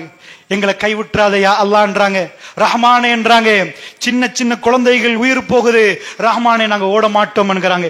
எங்க மண் என்கிறாங்க, எங்களுக்கு அக்ஷா வேணும் என்கிறாங்க. அந்த மக்கள் அதோட இருக்கிற நேரத்துல அல்லாஹ் என்ன பதில் கொடுக்கிறான்னு தெரியுமா குர்ஆன்ல? ஹக்கன் அலைனா நஸ்ருல் முஃமினீன் என்கிறான். மூமின்களுக்கு உதவி செய்வது எங்க மேல கடமை என்றுட்டான். சுப்ஹானல்லாஹ், எங்க மேல கடமை என்றுட்டான். இது சாதாரண வார்த்தை இல்ல. மூமின்களுக்கு உதவி செய்வது ஹக்கன் அலைனா, எங்க மேல கடமை என்றான். அது கடமைனா சாதாரண இல்ல. மூமின்கள் கையேந்திர நேரம் அல்லாஹ் ஜல்ல ஷானஹு வ தஆலா அதுக்கு பதில் கொடுத்தே ஆகுவான்டா. அந்த பதிலை உலகம் பார்க்கும். அல்லாஹ்வுடைய நல்லடியார்களே, அந்த பதிலை உலகம் பார்க்கும். அல்லாஹ் உடனே பதில் கொடுப்பான்னு நினைச்சிடாதீங்க. அவன் எஜமானன், அவனுக்கு தெரியும். ஃபிரௌனை அழிக்கணும்டா நாங்க நினைப்போம், எடுத்து வெட்டி களை எடுத்து முடிச்சுட்டானா ஃபிரௌன் முடிஞ்சிச்சு. குழந்தைய பிறக்க விட்டு நதியில அனுப்பி அந்த ஃபிரௌன் வைஃபுக்கு ஆசை உண்டாகி அவன் மூலமா இவனுக்கு வச்சு அரண்மனையில வச்சு பால் கொடுத்து வளர்த்து ஆளாக்கி அப்புறமேல் அவர் வந்து இவன் முன்னாடி நின்றா துடிக்க துடிக்க சாவடிக்கிறது என்பதுதான் ஃபிரௌன். அதாவது அசந்து போறான். எத்தனை வருஷம் போயிருக்கும்? 5 வருஷமா? குழந்தை பெருசாகி கல்யாணம் முடிச்சு புள்ள குட்டியோட அவர் வர்றாருன்னா எத்தனை வருஷத்துக்கு பிறகு ஃபிரௌனுடைய அழிவு வருகிறது. நாங்க நினைக்கிற ஸ்பீட்ல அல்லாஹ் பதில் சொல்ல மாட்டான். ரப்புல் ஆலமீன் நேர்மையானவன், அவன் நியாயமானவன். மூமின்களாக நின்றால், குர்ஆனை அவர்கள் ஓதினால், குர்ஆனை வைத்து அவர்கள் பேசினால், அந்த மக்கள் அப்பாவிகளாக நின்றால், அல்லாஹ்விடம் கையேந்தினால் நிச்சயம் பதில் வரும். அல்லாஹ்வுடைய இப்பொழுது இஸ்ரேல் அவர்கள் என்ன மாதிரி செய்கிறார்கள் தெரியுமா? ஏனப்பா சின்ன குழந்தைகளை கொல்றாங்கடா? எதுக்கு பாஷல ஆய்வாளர்கள் சொல்றாங்க. எதுக்கு தெரியுமா? இந்த குழந்தைகள் தான் நாளைக்கு இளைஞர்கள் ஆகுவாங்க. இப்ப அவனுக்கு என்ன பிரச்சனை? இளைஞர் தான் பிரச்சனை. ஒரு பொடிய மார்க்கில் 10 பேர் வந்துட்டான்னா அவனுக்கு பிரச்சனை. இந்த இளைஞர்களே வராம விட்டா, குழந்தைகளை சாவடிச்சா இவங்க எல்லாம் பொடிய மார்க்கெல்லாம் வரமாட்டாங்க. அப்ப இந்த காசால எங்கேயுமே எங்களோட போரிடுறதுக்கு வரமாட்டாங்க. அதனால குழந்தையோட காலி பண்ணுவோம். சுப்ஹானல்லாஹ், அவர்கள் ஒன்றை மறந்துட்டாங்க. என்ன மறந்துட்டாங்க? இதே விஷயத்தை தான் ஃபிரௌன் பிளான் பண்ணினான். இதே விஷயத்தை பிளான் பண்ணினான். எப்படி பிளான்? ஆம்பளை பிள்ளைலாம் கொன்றுவோம். அந்த பனி இஸ்ராயலுக்கு என்ன நடந்துச்சோ அதே இஸ்ராயல்கள் இன்றைக்கு எங்களுக்கு அதே செய்ய பார்க்கிறார். ஃபிரௌனியத்தை அவர்கள் கையில் எடுத்திருக்கிறாங்க. ஃபிரௌன் அவர்களுக்கு கையில் எடுக்கிற நேரம் மூசா அலைஹிஸ்ஸலாம் அரண்மனைக்குள் நுழைத்த ரப்பு கிப்திகளை ஃபிரௌன்களை அழித்து போட்டான். அப்படி என்றால் கடல்ல தூக்கி வீசிட்டு தோட்டங்கள், நீரூற்றுகள், புதையல்கள் எல்லாத்தையும் தூக்கி இந்த ஏழை மக்கள் கையில கொடுத்தான். வாழுங்க பாண்டா, இதுதான் அத்தனையும் தூக்கி கொடுத்தான்ல. இப்ப இவங்க பணக்காரனாகி, அன்றைக்கு அவங்க அடிமை, இன்றைக்கு இவங்க உலகத்துல பணக்காரனாகி ஜாம்பவன்களாகி எங்களை என்ன பண்றாங்க தெரியுமா? ஃபிரௌன் என்ன பண்ணினானோ, ஊடா தேர்ந்து ஆம்பளை புள்ளெல்லாம் கொண்டானோ எல்லா புள்ளையும் கொண்டு போட்டுரும். எதுக்குடா புள்ளைய கொள்றீங்கடா? இங்க இருந்து நாளைக்கு வந்துடக்கூடாது, எங்களுக்கு த்ரெட்னிங் வரக்கூடாது, நாங்க மேலால பாதுகாப்பு போட்டா நீங்க பொடிய மார்க்கல் வளர்ந்து நாளைக்கு வர்றீங்களா? இன்றைக்கே அழிக்கிறோம்பா, 4000 எத்தனாயிரம் அழிச்சு முடிச்சிருவோம் அப்படின்னு அழிக்கிறார்களே எல்லாம். அப்படிங்களே, இது அவங்க பிளான். ரப்பு கைவிடுவான்னு நினைக்கிறீங்களா? உலகத்தில் ஒரு அதிசயத்தை சொல்லுகிறேன், நன்றாக புரிந்து கொள்ளுங்கள். அல்லாஹ்வுடைய இல்லையார்களே, நீங்க போய் அப்படியே வேர்ல்ட் மேப்பை கையில் எடுத்து அதுல ஒரு டாட் வைங்க. மதீனாவில் ஒரு டாட், மதீனாவில் டாட்டை வச்சு நீங்க பாருங்க உலக மேப்ல மதீனா என்ன சைஸ். சவுதிக்கு வைக்க சொல்லல, மதீனாவுக்கு வைங்க. மக்காவுக்கு ஒரு டாட்டை வச்சு பாருங்க, ரொம்ப சின்னது. அது நகரங்கள், ரொம்ப சின்ன ஏரியா. இந்த ஏரியாவுல மதீனாவுல வர்றவங்க உலகத்தை ஆளுவாங்களா? அல்லாஹ்வுடைய இல்லையார்களே, உலகத்தை ஆள ஏழுமா? 10 வருஷம் உங்க லைஃப்ல, 15 வருஷம் உங்க லைஃப்ல என்ன செய்யலாம்? ஒரு ஊடு கட்டலாமா? சில பேர் ஊடு கட்டுவாங்க, சில பேர் டைலே பிடிக்கல, 15 வருஷமா நான் மெல்ல மெல்ல ஊட கட்டுறேன்னு. சில பேர் 2 வருஷத்துல ஊடு கட்டுவாங்க, சில பேர் வாழ்நாள் முழுக்க அந்த மாளிகை கட்டுவாங்க. என்ன செய்யலாம்? பெருமாவுடைய முதல் 13 வருஷம் மக்காவுல 150 பேர் வரல. 2வது 10 வருஷம் மதீனாவுல எங்க போகுது தெரியுமா? மதீனா உலகத்துக்கு தலைநகரமாக போதுன்ற ஒரு பெரிய பகுதிக்கு. உங்களால நம்ப இயலுமா? எப்படி செய்யலாம்? சாத்தியமே இல்லை. அல்லாஹ்வுடைய நல்லடியார்களே, நான் இதை சொல்லுவது நீங்கள் சிந்திப்பதுக்கு. வீட்டுக்கு போய் கொஞ்ச நேரம் உட்கார்ந்து சிந்திச்சு பாருங்க. இந்த கல்முனையில இருந்து ஒருவர் போய் அமெரிக்காவுடைய ஜனாதிபதி ஆகிறா சாத்தியமா? நம்ம நாட்டு ஜனாதிபதி அமெரிக்கா ஜனாதிபதி ஆகுவார்னா சாத்தியமா? சாத்தியம் இல்லாதது. இவங்க கையில டெக்னாலஜி இருந்துச்சா? ஒரு ரெவல்யூஷன், பிரெஞ்சு ரெவல்யூஷன், ஜெர்மன்ல இண்டஸ்ட்ரியல் ரெவல்யூஷன், ஜெர்மன்ல நிறைய கண்டுபிடிச்சாங்க. அத மாதிரி ஏதோ மக்களை கண்டுபிடிச்சிட்டாங்களா? மதீனாவுல ஏதாவது கண்டுபிடிச்சாங்களா? இல்ல ஆயுத களஞ்சியங்கள் ஏதாவது கண்டுபிடிச்சு ஆயுதத்தை செஞ்சாங்களா? யுத்தத்தில் வெற்றி பெற்று நினைக்கிறீங்களா? பொய். ஏன் தெரியுமா? ரோம பேரரசு இருந்த ஆயுதம் அப்படி பவர், அவ்வளவு பவர். அவங்கள்ட்ட பல்கலைக்கழகம் இருந்துச்சு, படிச்சவர்கள் நின்றாங்க, ஆயுதங்கள் எக்கச்சக்கமா இருந்துச்சு, பாரசீகத்தில் இருந்துச்சு. அவங்க மோதிக்கொள்ள நேரம் அரபிகள் பின்னாடி ஆயிருவாங்க, அவ்வளவு பவர். ரோம பேரரசு போய் இவங்கள்ட்ட உள்ள வாளால வெட்டலும் நினைக்கிறீங்களா? அப்ப ரசூல் ஆர்மி ட்ரைனிங்கா கொடுத்தாங்க, உட்காருங்க எல்லாரும் இப்படிதான் வெட்டுறதா கொடுத்தாங்க. மன்னிக்க சொல்லி கொடுத்தாங்க, சிரிக்க சொல்லி கொடுத்தாங்க, ஏழைகளை பார்க்க சொல்லி கொடுத்தாங்க. அப்ப எப்படி இவர்கள் ரோம பேரரசை வீழ்த்தினாங்க, பாரசீக பேரரசை வீழ்த்தினாங்க? ஒரு ஆச்சரியமான செய்தி. இந்த உலகத்துல இந்த அளவுக்கு வறுமையை நீங்க பார்க்க மாட்டீங்க. சஹாபாக்களோட வறுமை. இன்னைக்கு நீங்க நோம்பு திறக்க போல எத்தனை ஈச்சப்பழம் சாப்பிட்டீங்க? எத்தனை ஈச்சப்பழம்? ஈச்சப்பழம் வர்ற இடத்துல இருந்து அஹ்லு சுஃபாக்கள், முற்றவழி தோழர்கள் ஒரு ஈச்சப்பழத்தை ரெண்டா பிரிச்சு உங்களுக்கு ஒரு துண்டு எனக்கு ஒரு துண்டு. இது ஜோக் இல்ல, இது கதை அல்ல, நிஜமா ஈச்சப்பழத்தை ஒரு துண்டை சாப்பிட்டு பிஸ்மில்லான்னு சாப்பிட்டு அல்ஹம்துலில்லாஹ். அந்த அளவுக்கு வறுமை. அபூ ஹுரைரா ரலியல்லாஹு அன்ஹு சொல்றாங்க, அப்படியே நான் போவேன் ரசூலுல்லாஹ் வீடு தாண்டி செல்லேன், அவ்வளவு பசி, வயிற்ற கொண்டு போய் மண்ணில் அழுத்துவேன். இஸ்லாத்துக்கு வந்து அவ்வளவு காலைங்கள அவரு, ரசூலுல்லாஹ் வந்து கடைசி காலத்துல வர்றவர், அழுத்துவேன். அந்த அளவுக்கு பசி. ஒரு நாள் நான் அப்படியே உளுந்துட்டேன், மயக்க மாதிரி வந்துட்டு சின்ன பிள்ளைய மேல ஏறி குதிக்கிறாங்க. அந்த காலத்துல பைத்தியமா கண்டா சின்னது மேல ஏறி குதிக்குமா, அந்த மாதிரி என் மேல குதிச்சது எனக்கு ஞாபகம் பண்றாரு. அவ்வளவு கஷ்டம். ஒரு நாள் தன் பால் கோப்பை வந்துச்சு, நான் அப்படி நிக்கிறேன். அன்றைக்கு எப்படின்னா கடுமையா பசி. நான் வளமையா யார்கிட்டையும் கேட்க மாட்டேன். அபூபக்கர் ரலியல்லாஹு வர்றாங்க, சிரிச்சிட்டு அவர்கிட்ட இந்த குர்ஆன் ஆயத்துக்கு எனக்கு தெரியுமான்னு கேட்கிறேன். அவர் பாட்டுக்கு சொல்லிட்டு போயிட்டாரு, விளக்கத்தை சொல்லிட்டு போயிட்டாரு. ஆனா நான் நிஜமா எனக்கு சாப்பாடு வேணும்னு தான் கேட்கிறேன். அப்புறம் உமர் பின் கத்தாப் வர்றாரு, அவரும் வந்து அவர்கிட்டையும் கேட்கிறேன், அவரும் சொல்லி தந்துட்டு போயிட்டாரு. பெருமானார் என்னை புரிந்து கொண்டார்கள், சிரிச்சுட்டே வந்தாங்க. யா பாஹிர் வாங்கண்டாங்க. வீட்டுக்கு போய் கேட்டாங்க, ஏதாவது இருக்குதாமா? பால் கோப்பை இருக்கின்றாங்க. ஒரு பால் கோப்பை, ஒரு பால் கோப்பைக்கு உங்களுக்கு எவ்வளவு பெருமை இருக்கும்? அபூ ஹுரைரா பால் கோப்பை இருக்கணும்னு இவருக்கு சந்தோஷம். இவரா சொல்றாரு, புகார்ல வருகிறது. ரசூலுல்லாஹ் சொன்னாங்க, யா பாஹிர் உங்களுடைய ஆட்களை கூட்டிட்டு வாங்க. யாரு? அஹ்லு சுஃபாக், முற்றவெளியில் உள்ள தோழர்கள் கூட்டிட்டு வாங்கன்ட்டாங்க. நான் அவர் சொல்றாரு, நான் போகிற நேரத்தில் ரசூலுல்லாஹ் சொன்னாங்க, அதனால நான் போறேன். எனக்குள்ள பசிக்கு உண்மையா அவங்கள கூட்டிட்டா அவங்களுக்கு கொடுத்துட்டு தான் நான் குடிக்கணும், அதான் மரபு. நான் கூப்பிட்டா வந்த விருந்தாளியை கண்ணியப்படுத்தினா நான் ரசூலுல்லாஹ் அதுக்கு பிறகு அவங்க தான் இவங்களை கூப்பிட்டது, அதனால நான் கூப்பிட்டா என்னையே நான் நோவித்துக் கொண்டேன். ஆனால் பெருமானார் சொல்லி விட்டார்கள், வாங்க உங்களை கூப்பிடுறாங்கன்ட்டு. வீட்டுக்கு வந்தா அல்லாஹ்வுடைய தூதர் எல்லாருக்கும் பாலை கொடுத்தான். அது ஒவ்வொருவரா குடிச்சார், அது முடியல, என் கையில வந்துச்சு. இப்ப ஏன் சான்ஸ்? ரசூலுல்லாஹ் சொன்னாங்க, நானும் நீங்களும் மட்டும்தான் அபூ ஹுரைரா, இப்ப குடிங்க இஷ்ரிப். நான் குடிச்சேன், அது சும்மா ஷரிப்து இஷ்ரிபியா பாஹிர், குடிங்க. நான் நல்லா குடிச்சேன். இதுக்கு மேல ஏழா யார சொல்ல, ஈஸ்வரிபா பாஹிர் குடிங்கன்றாங்க ரசூலுல்லாஹ். எனக்கு ஏழாது போதும் என்று பெருமானார் கையில கொடுத்தேன். அல்லாஹ்வுடைய தூதருடைய அந்த கதையை அவங்க சொல்றாங்க, ஞாபகப்படுத்தி, இப்படித்தான் நாங்க இருந்தோம், ரசூலுல்லாஹ் குடிச்சாங்க, பால் முடிஞ்சிட்டேன்டாங்க. அல்லாஹ்வுடைய இல்லையார்களே, பால் கோப்பிட கதை அவர் தன்னை பொய் சொல்லல. அந்த ஹதீஸ்ல நான் இப்படித்தான் போனேன், உண்மையா எனக்கு கஷ்டமா இருந்துச்சு, இந்த பால் கோப்பை எனக்கு கிடைச்சா இவ்வளோ பேரை பிரிச்சு எனக்கு ஒரு பகுதியாண்டு போன, அவ்வளவு பசி. அப்படி உள்ளவர் பிற்காலத்தில் யாரு தெரியுமா? ஒரு பகுதிக்கு கவர்னர், அவர் அமீர். அவரை பார்த்து ஒருவர் சொல்லுகிறார், அபூ ஹுரைராவுக்கு அவர் கவர்னர் என்றே மறந்து விட்டார். ஏன்னா அவர் போற நேரம் அமீர் வர்றார், அமீர் வர்றார், அமீர் வர்றார், எல்லாரும் சைடாவுங்க. அவர் யாரையும் முன்னாடி வைக்கல. கடை தெருவுக்கு வருவார், சாதாரணமா பேசுவார், கதைப்பார், போயிருவார். அவர் பெரிய கவர்னரா போய்விட்டார். சஹாபாக்கள் நீங்க எவ்வளவு கஷ்டமா பாக்குறீங்களோ, இன்னொரு பக்கத்தில் ரசூலுல்லாஹ்வுடைய தோழர்கள் எல்லாம் கவர்னர்களாக மாறினார்கள். உலகத்தில் பெரும் பகுதிகளுக்கு அவர்கள் ஆளுநராக மாறினார்கள். அவர்கள் பெரிய அமீராக நின்றார்கள். உமர் பின் கத்தாப் ரலியல்லாஹு அன்ஹு அவர்கள், ரசூலுல்லாஹ் மௌத்தாகி இப்ப எத்தனை வருஷம் தான் ஆகுது, அவரை பத்தி நம்ம நாட்டில் எழுதி வைத்திருக்கிறார்கள். நான் ஹதீஸை சொல்லவில்லை, எங்க நாட்டில் எனக்கு ஞாபகம் உள்ள ஒரு 10 வருஷத்துக்கு முன்னாடி படிச்சது. அக்போ அல்லது ஒரு மன்னர், பூனைக்கபாவுன்னு நினைக்கிறேன். இந்த மன்னர் காலத்துல ரசூலுல்லாஹ் கேள்விப்பட்டு அனுப்புறாங்க. அனுப்பினா இங்க இருந்து அங்க அனுப்புறாங்க. அந்த காலத்துல கேள்விப்படுவது, அங்க அனுப்பினா ரசூலுல்லாஹ் மௌத்து, அபூபக்கர் ரலியல்லாஹு அன்ஹு மௌத்து, உமர் பின் கத்தாப் அவர் எங்களை நல்லாக உபசரித்தார் என்று சொல்லி அந்த கூட்டம் இங்க வந்து சொன்னதை எழுதி வைத்திருக்கிறார்கள். இப்படி ஒருவரை சந்தித்தோம் உண்டு. உமர் பின் கத்தாபுடைய புகழ் உலகத்துக்கு எங்கெல்லாம் போகுது. நான் உங்கள்கிட்ட கேட்கிறேன், என்ன குவாலிஃபிகேஷன் அவங்க உலகத்தை போறதுக்கு என்ன இருந்துச்சு? அவங்க கேம்பஸ்ல படிச்சு வந்த பெரிய கூட்டமா? ஆயுதம் செய்ய தெரிஞ்ச டெக்னாலஜி கண்டுபிடிச்சிட்டாங்களா? பேங்க்ஸ் எல்லாம் அவங்க கைப்பற்றிட்டாங்களாண்டா? இல்ல, அவங்கள்ட்ட ஒரே ஒரு நோக்கம். பிரிட்டிஷ் எங்களை பிடிச்சாங்க.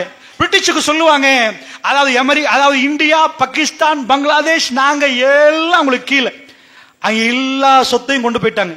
இன்றைக்கும் கேபிட்டல் ஆஃப் அதாவது எக்கானமி, இந்த வர்த்தகத்தின் தலைநகரம் வந்து லண்டன். ஏன் லண்டன்? அமெரிக்கா தானே பெரிய பொருளாதாரம், அவங்க தான் வர்த்தகத்தின் தலைநகரம் பண்ணுவாங்க. அந்த அளவு பணம் இருக்குதா இருக்கும் எனக்கு தெரியும், நான் எழுதினதை வாசிச்சு சொல்றேன். அவங்க தான் கேபிட்டல் ஆஃப் எக்கானமி, வர்த்தகத்தின் தலைநகரம் லண்டன். இங்க உள்ள பெரிய டைமண்ட் அங்க எலிசபெத் கையில தான் இருந்துச்சு. இந்தியாவை கீழே வச்சிருக்கிறாங்கடா, அதாவது இந்தியாவே அவங்க கையில. அவங்களுக்கு சொல்லுவாங்க சூரியன் மறையாத ஒரு பெரும் ஒரு பலசாலியான ஒரு வல்லரசியே இந்த பக்கம் மறைஞ்சா அந்த பக்கம் உதிச்சிருக்கும். அப்ப அவங்க அதிகாரத்துல வந்து அங்க உதிக்குதான், அங்க மறைஞ்சா இங்க உதிக்கும். அவ்வளவு பெரிய லேண்ட். எதுக்கு எடுத்தாங்க? காரணம் இருக்குது. முஸ்லிம்கள் ஆட்சியை பிடிச்சது சல்லிக்கா, பணத்துக்கா, மக்களை கொல்லவா? எதுக்கு? லா இலாஹ இல்லல்லாஹ் முஹம்மதுர் ரசூலுல்லாஹ் சொல்லிட்டு போற நேரம் படைகள் கூடிச்சு. எப்படி வெத்திச்சன்னு நீங்க என்ன கணக்கு போட்டாலும் உங்களுக்கு வராது. ஏனென்றால் ஆட்சி அமைக்க வெட்டித்தான் அமைச்சாங்கண்டா. ஒரு கம்பெனிக்கு போய் பெரியவரை பாருங்க, கீழே உள்ள செக்யூரிட்டியை பாருங்க. செக்யூரிட்டி கத்தி பெறட்டான்டா, ஷுவரா பொஸ் அந்த மாதிரி தான் இருப்பான். செக்யூரிட்டி ரொம்ப அழகா பேசுறான்டா, பொஸ் நல்லவனா ரொம்ப அமைதியா பேசினா அங்க இருந்தா பாடம் படிச்சு அதுக்கு கீழே உள்ள செயின், அதுக்கு கீழே ஹைராக்கிடுவாங்க. மேல எப்படி நடக்குதோ அதுல உள்ளதான் கீழே நடக்கும். கீழே உள்ளவன் கத்துறான்டா, பொஸ் எல்லாரோடையும் சிரிச்சு பேசுறா, உள்ளுக்குள்ள கத்துறான்னு அர்த்தம். அவன் எல்லாருக்கும் நடிச்சு போட்டு கத்தினால் வரும். பெருமானுடைய தோழர்கள் அமைதியா இருந்தார்கள், சிரித்தார்கள், அடாவடித்தனம் பண்ணல, ஏழைகளை பார்த்தார்கள், எளியவர்களுக்கு உதவி செஞ்சாங்க. அவங்க உலகத்துல இந்த பகுதிகளுக்கு போய் வெட்டி வீழ்த்தினாங்க நினைக்கிறீங்களா? அவங்க வந்து ராணுவ ரீதியா போய் இதெடுத்தாங்க. இந்த வெற்றி மலக்குமார்கள் இந்த பூமிக்கு இறங்கினாங்க. குர்ஆன் இறங்கினதுக்கு பிறகு சாம்ராஜ்யம் உருவாச்சு. நீங்க ஒவ்வொரு புரட்சியும் எடுத்துட்டு வாங்க. பெரும் பெரும் ஆய்வாளர்கள் சொல்றாங்க, உலகத்தில் நடந்த எல்லா புரட்சியும் ஒரு பக்கத்தில் வச்சுட்டு மனிதர்களுக்குள் நடந்த மிக பெரும் புரட்சி முஹம்மது ரசூலுல்லாஹ். ரசூல் ஸல்லல்லாஹு அலைஹி வஸல்லம் செஞ்ச புரட்சி. சிரிக்கிற விதத்தை மாத்தினார்கள், அழுகிற விதத்தை மாத்தினார்கள். எதுக்கு அழுதார்களோ இப்பொழுது அவர்கள் வேற ஒன்று கழுகிறார்கள். எதுக்கு சிரித்தார்களோ இப்ப அவங்க சிரிப்பு வேறு. அவங்க ரசனையே மாறிச்சு. விபச்சாரத்தை விரும்பினவர்கள், குடியை விரும்பினவர்கள் அதை வெறுக்க தொடங்கினார்கள். வாழ்க்கை இன்னொரு பக்கமாக அவர்களுக்கு போக ஆரம்பிச்சிச்சு. பணத்தை கீழே கொட்டினா. சின்னத்தில் அவங்க கேள்விப்பட்டிருப்பாங்க, ஹுர்முஸ் மன்னன், பாரசீக மன்னர் ஹுர்முஸ். அவங்களுக்கு அவங்க என்றைக்காவது அரபுகள் நம்பியிருப்பாங்களா? ஹுர்முஸ் மன்னர்ட கோட்டையில போய் நாங்க நின்று அவர் கிரீடத்தை எடுத்து வெள்ள மாளிகை நாங்க பிடிப்போம்னு நினைச்சிருப்பாங்களா?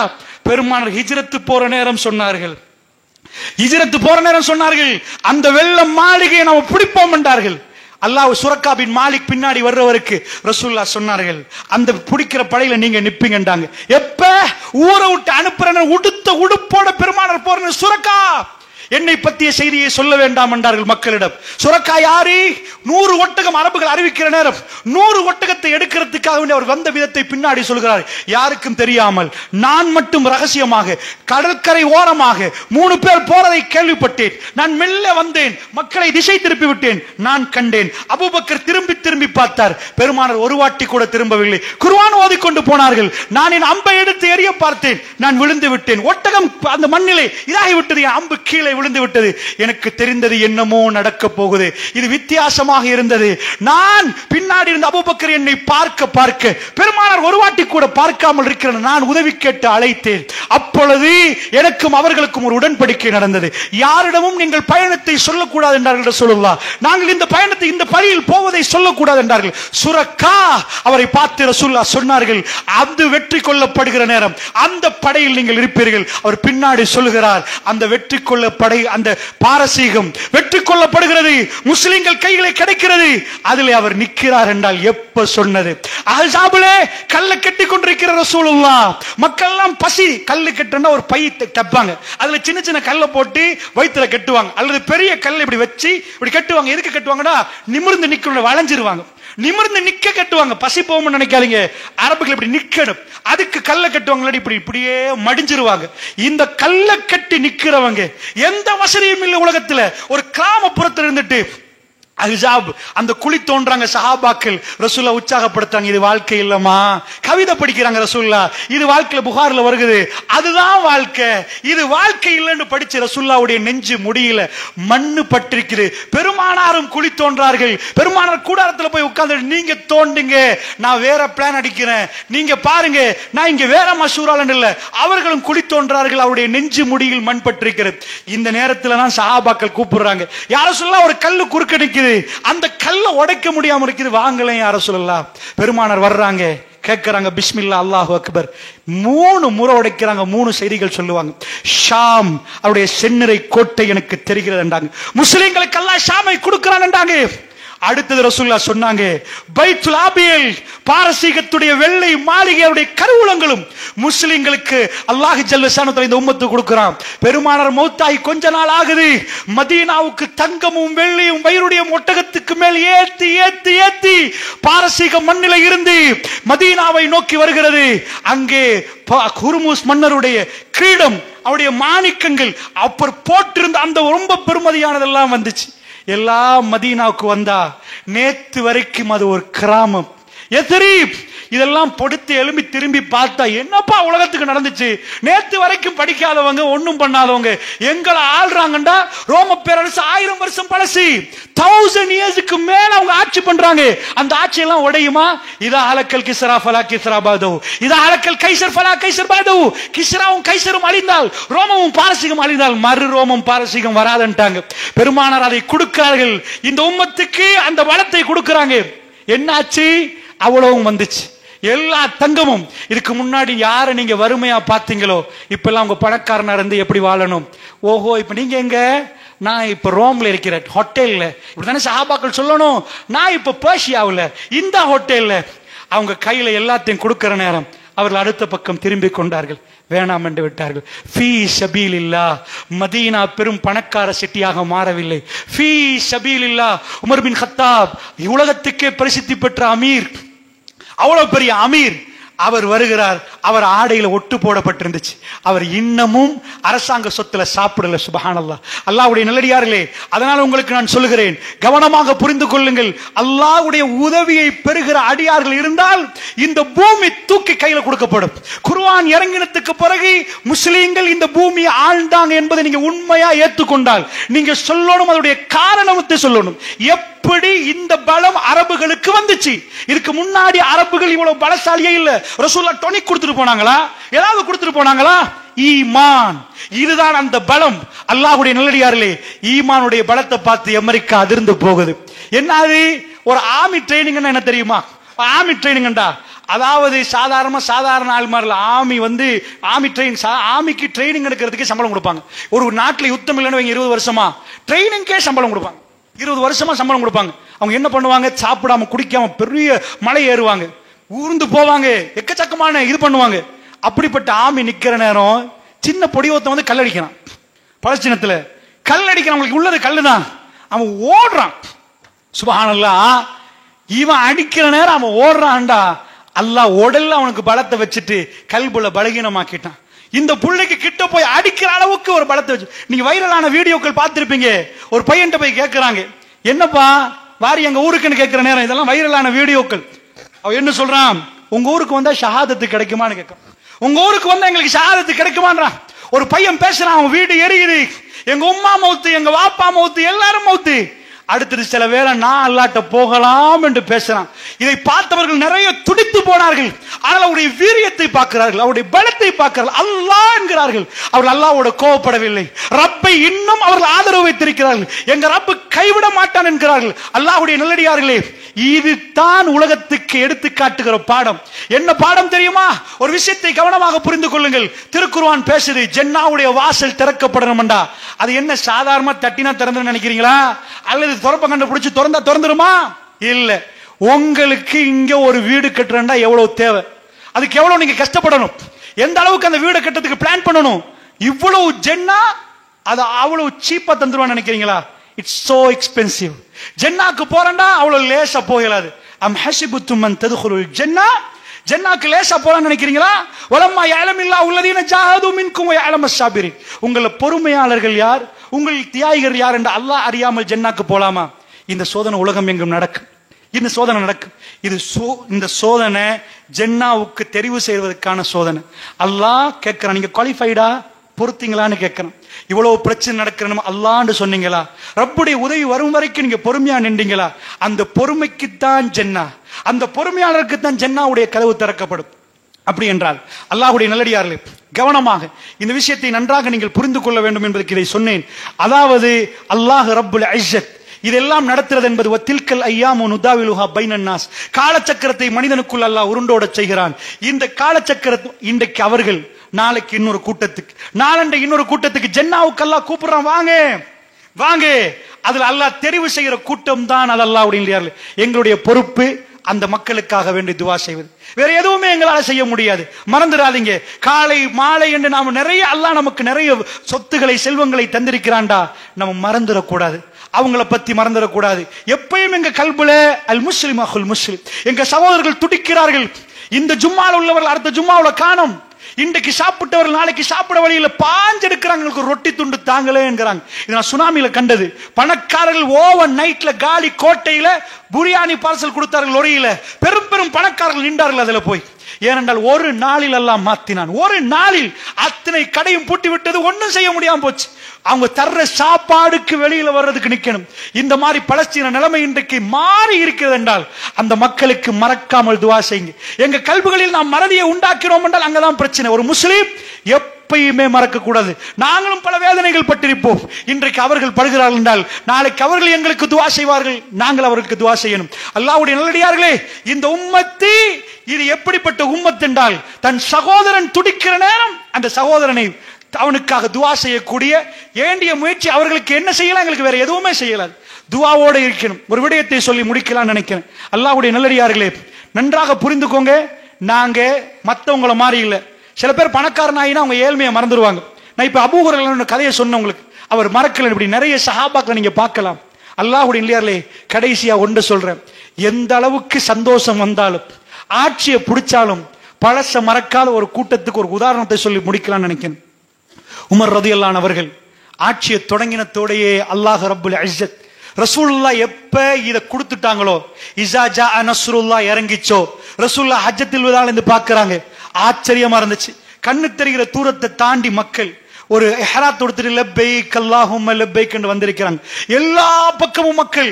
பெருமாளுடைய ஃபைனல் உரை மக்களுக்கு நிகழ்த்தின 82 நாட்கள் இருக்கு மௌத்தாகிறதுக்கு. அதுக்கு முன்னாடி நிகழ்த்திய உரையில மக்கள் பெருகிட்டார்கள். ஜஸீரத்துல் அரப் இஸ்லாத்துக்குள்ள வந்துட்டு அதுக்கு முன்னாடி ரசூலுல்லாஹ் தைரியமா கடிதம் எழுதினாங்க ரோம பேரரசுக்கு. இதனுடைய ஆரம்ப கருத்தை ரசூலுல்லாஹ் என்ன சொன்னாங்க? ஹிர்கல் மன்னருக்கு எழுதின கடிதம் இன்றைக்கு மியூசியத்தில் அதே கடிதம் இருக்கிறது. அதே கடிதம் நீங்கள் போய் பார்க்கலாம். அந்த கடிதம் இன்றைக்கும் பாதுகாப்பு பெற்றிருக்கிறது. ஹிர்கல் மன்னருக்கு எழுதப்பட்ட கடிதம் ரசூலுல்லாஹ், அதாவது ரசூலுல்லாஹ் எழுத தெரியாது, ஆள வச்சு எழுதினாங்க. ஹிர்கல் மன்னருக்கு சொன்னாங்க, நீங்க இஸ்லாத்தை ஏற்றுக்கொண்டால் அது சாந்தி, அந்த மக்களுடைய கூலி உங்களுக்கு சேர்த்து வரும்ன்றாங்க. இந்த கடிதத்தை எழுதினா அதை தைரியமா போய் கொடுத்தா எப்படி இருக்கும்? எப்படி இருக்கும்? கட்டுப்படுங்க என்று ரசூலுல்லாஹ் எழுதுறதுக்கு ஒரு தைரியம் வேணும். அதை போய் கொடுத்துட்டாங்கன்னா அது எப்படி நடக்கும் நினைக்கிறீங்க? அது நடந்துச்சு. அது கொடுத்தது அப்ப அவங்க ஏத்துக்கொள்ளல, பின்னாடி அப்படியே உளுந்துச்சு. பாரசீகம் கீழே உளுந்துச்சு. யாருக்கு ஒண்ணும் செய்ய முடியாம போச்சு. இது கட்டம் கட்டமா நடந்துச்சு. அவருடைய ஃபர்ஸ்ட் கட்டம் உமர் ரலியல்லாஹு அன்ஹு படை அனுப்புறாங்க. ஒவ்வொரு நாட்டுக்கும் போய் கட்டுப்படுங்கப்பா, இஸ்லாத்துக்கு வாங்க, இதான் அழைப்பு. அவங்க கட்டுப்படாட்டி அந்த நாட்டு ராணுவமும் இஸ்லாமிய ராணுவம் ஃபைட் பண்ணும். சும்மா பொதுமக்கள்லாம் கொள்ள மாட்டாங்க, ராணுவத்தோட ஃபைட் பண்ணி இஸ்லாத்தை நிலைநாட்டுவாங்க. அந்த நேரத்தில் சிரியாவை பிடிச்சதாக அந்த மக்கள் சொல்றாங்க. அமீருல் முஃமினீன் வாங்கங்கிறாங்க. இப்ப மதீனாவுல இருந்து சிரியாவை பிடிச்சதை கொண்டாடுறதுக்கு உமர் பின் கத்தாப் போகிறார். அன்றைக்கு எப்படிப்பட்ட நாளா இருக்கும்னு நினைக்கிறீங்க? நீங்க ஒரு வீடு வாங்கி போட்டா, நீங்க ஒரு கடை வாங்கி போட்டா, ஏதாவது ஒன்று எடுத்தா எவ்வளவு சந்தோஷமா இருக்கும். சிரியாவை பிடிச்சிட்டாங்களாம். அந்த பிடிச்சதை கொண்டாடுறதுக்கு தலைவர் போறாரா. போற நேரத்தில் அல்லாஹ்வுடைய நல்லடியார்களே, அன்றைக்கு பாட்டி போட்டிருக்கணும், டான்ஸ் பண்ணிருக்கணும், சந்தோஷமா கூத்து கும்மாளம் பண்ணிருக்கணும். ஆனா எல்லாத்துக்கும் மாற்றமா வேற ஒன்று நடக்குது. ரசூல் ஸல்லல்லாஹு அலைஹி வஸல்லம் மௌத்தாகின நாள்ல நிறைய சஹாபாக்கள் அழுதார்கள். சில பேர் அப்படியே மயங்கி உழுவுற மாதிரியாச்சு. சரசரேன்னு அவங்க கையில் இந்த வாழெல்லாம் உளுந்துச்சு. சில பேருடைய கால்கள் நடுங்க ஆரம்பிச்சு. அவங்க எதிர்பார்க்கல ரசூலுல்லாஹ் மௌத்தாகுவாங்க. அதனாலதான் உமர் பின் கத்தாப் போன்ற தோழர்கள் சொன்னாங்க, ரசூலுல்லாஹ் மூசா நபி அல்லாஹ்ட்ட போன மாதிரி போயிட்டு வருவாங்க, அவங்க மௌத்தி இல்லைன்னு சொல்லி வாதம் பண்ணினாங்க. அபூபக்கர்னு சொன்னதுக்கு சொல்ல காட்டி இப்படி இருக்கிற நேரத்தில் பிலால் ரலியல்லாஹு அன்ஹு சொன்னாங்க, மரணத்துக்கு பிறகு அல்லாஹ்வுடைய தூதருடைய கபரை தாண்டி போக இயலாது, எனக்கு அசான் சொல்லவும் இயலான்ட்டாங்க. ரசூலுல்லாஹ்க்கு பிறகு அவங்க அசான் சொல்லல, அவங்களால தாங்க முடியல. ஹலீஃபாட்ட வந்து கேட்டாங்க, என்ன ஊரை விட்டு அனுப்புங்களேன்னு கேட்டாங்க. எனக்கு இங்க இருக்கலான்டாங்க, என்னால முடியாதுன்றாங்க. ரசூலுல்லாஹ் விட்டு பிரிஞ்சு வாழ்ற வாழ்க்கையை நினைச்சு பார்க்க முடியாம வருத்தப்பட்டாங்க. அவர் அதுக்கு பிறகு அபூபக்கர் எனக்கு அசான் சொல்லல, ரசூலுல்லாஹ் அதுக்கு பிறகு உமர் பின் கத்தாபுக்கு அவருக்கு மறுத்து விட்டார். சிரியாவுல வெற்றி கொண்டாடப்படுகிற நாள், அந்த நாளில் அவரா வந்து சொன்னார், இன்றைக்கு நான் அசான் சொல்லுகிறேன் என்றார். அன்றைக்கு முஸ்லிம்கள் வெற்றி அடைகிற நாள், சிரியாவுடைய படை சிரியாவை பிடித்திருக்கிறது. ரசூலுல்லாஹ் விரும்பி சொன்ன பூமி எங்களுடைய ஷாம் என்றார்கள். பரக்கத் பொருந்திய பூமி, மஸ்ஜிதுல் அக்ஸா உள்ள பூமி, அவருடைய வெற்றி கொண்டாடப்படுகிற நாள். உமர் பின் கத்தாப் சந்தோஷமாக வந்திருக்கிறார். பிலால் இப்னு ரபா அசான் சொல்ல ஆரம்பிக்கிறார். எல்லோரும் அழ ஆரம்பித்து விட்டார்கள், தேம்பி தேம்பி அழுதார்கள். ஏனப்பா, பிலாலுடைய சத்தத்தை கேட்கிற நேரம் அவர்கள் இன்றைக்கு ஆட்சி அமைத்து இன்றைக்கு பெரிய அளவுக்கு சிரியாவை பிடிச்சா பழசு மறக்கல. ரசூலுல்லாஹ் பிலால் அசான் சொல்ல, பெருமானார் எங்களை சஃப்ல நிப்பாட்டி வச்சு எங்களுக்கு தொழுவிப்பாரே, பெருமானார் எங்கள் மக்கள் இந்த சத்தத்துல தானே பெருமானார் வருவார், அந்த உணர்வோடு அவர்கள் தேம்பி அவர்களுக்கு சிரியா பிடித்தது மறந்து விட்டது. தாம் எவ்வளவு பெரிய ஒரு சொத்தை எடுத்திருக்கிறோம் என்பது மறந்து விட்டார்கள். அல்லாஹ்வுடைய தூதர் அவர்களுக்கு ஞாபகம் வந்து விட்டது. எல்லோரும் அழுகிறார்கள். பிலால் இப்னு ரபாவுடைய அந்த அசானுக்கு பிறகு அந்த மக்கள் துடிக்கிறார்கள் என்றால், இப்படிப்பட்ட மனிதர்களை கொஞ்சம் திரும்பி பாருங்கள். அல்லாஹ்வுடைய உதவி இப்படிப்பட்ட மனிதர்கள் இருக்கிற நேரம் வந்தால் இந்த பூமியை அல்லாஹ் தூக்கி கையில கொடுப்பான். அல்லாஹ்வுடைய நல்லடியார்கள் வேற எந்த குவாலிஃபிகேஷனும் அவர்களுக்கு இல்லை. அவர்கள் பல்கலைக்கழகத்து பட்டதாரிகள் அல்ல. அவர்களுக்கு டெக்னாலஜி வைஸ் அவர்களுக்கு எதுவுமே தெரியாது. அவர்கள் இந்த உலகத்திலே சாதனை வேற எதிலும் படைக்கவில்லை. ரப்புடைய உதவி வரக்கூடிய நல்ல அடியார்களாக அவர்கள் நின்றார்கள். அதனால் அல்லாஹ்வுடைய நல்லடியார்களே, இதுதான் இதுக்கு ஃபார்முலா. என்ன ஃபார்முலா? அவர்கள் வரம்பு மீறுகிறார்கள். இஸ்ரவேலர்கள் வரம்பு மீறுகிறார்கள். சின்ன குழந்தைகளை கொல்லுகிறார்கள், பெண்களை கொல்லுகிறார்கள். ஆஸ்பத்திரிகளை கடுமையாக ஆஸ்பத்திரிகளை காட்டுகிறார்கள். வீடியோவில் ஒரு பிள்ளைக்கு மேல இன்னொரு பிள்ளை, ஒரு ஆள் கை போட்டிருக்கிறார், இன்னொரு ஆளுடைய கை வருகிறது. அந்த நேரத்தில் பவ கட்டாகுது, இருட்டில் நிற்கிறார்கள். ஒரு வைத்தியரை கொண்டு போய் இஸ்ரவேலர்கள் பிடிக்கிறார்கள். பிடித்து விட்டு அவர்கள் அவரை விடுதலை பண்ணுகிறார்கள். ஆச்சரியமா இருந்த மீடியாவில் பார்க்கிறேன். வந்தவர், அவர் அவ்வளவு நாள் சிறையில் இருந்து வந்தவர் வீட்டுக்கு போகாமல் வந்து நோயாளிகளுக்கு மருந்து கொடுக்கிறார். அவர் பார்க்கிறார், என் உறவுகள் துடிக்கிறார்களே, அவர்களுக்கு என்னால் என்ன பண்ண முடியும் என்று பார்க்கிறார்கள். உலகம் அதிர்ந்து பார்க்கிறது. இவர்கள் யார்? இவர்கள் யார்? இவர்கள் மனிதர்களா? இதுதான் ஈமான். அல்லாஹ்வுடைய நல்லடியார்களே, இதுக்கு பேர் ஈமான். ஈமான் கல்புக்குள் நுழைந்தால் அதிசய மனிதர்களை உலகம் பார்க்கும். அல்லாஹ்வுடைய நல்லடியார்களே, அந்த மனிதர்கள் அதிசயமாக திரிவார்கள். இந்த பூமியில் அவர்கள் நடமாடும் பொழுது அல்லாஹ் வானத்தை திறந்து பரக்கத்தை கொடுப்பான். பூமி பிளந்து அவர்களுக்கு பரக்கத்து கிடைக்கும். லஃபதஹ்னா அலைஹிம் பரக்காத்தின் மினஸ் ஸமாஇ வல் அர்ல், வானம் பூமியுடைய பரக்கத்தில் அவர்களுக்கு திறந்து கொடுப்போம் என்கிறான் அல்லாஹ். அதாவது அல்லாஹ்வை நம்பி தக்வா செய்தால் இந்த பூமி இப்படிப்பட்ட மனிதர்களை சுமந்து கொண்டிருக்கிற நேரம் பரக்கத் நிறைந்த ஒரு மண்ணாக இந்த மண்ணு மாறிவிடும். அல்லாஹ்வுடைய நல்லடியார்களே, இந்த வரலாறு நெடுகிலும் நாம் பார்க்கிறோம் என்றால், இஸ்ரவேலர்கள் இதை உணராத பட்சத்திலே, அவர்கள் தங்களுடைய முழு பலத்தையும் காட்டி ரப்பை அவர்கள் ஞாபகப்படுத்தாவிட்டால் அவர்கள் படுதோல்வி அடைவார்கள்.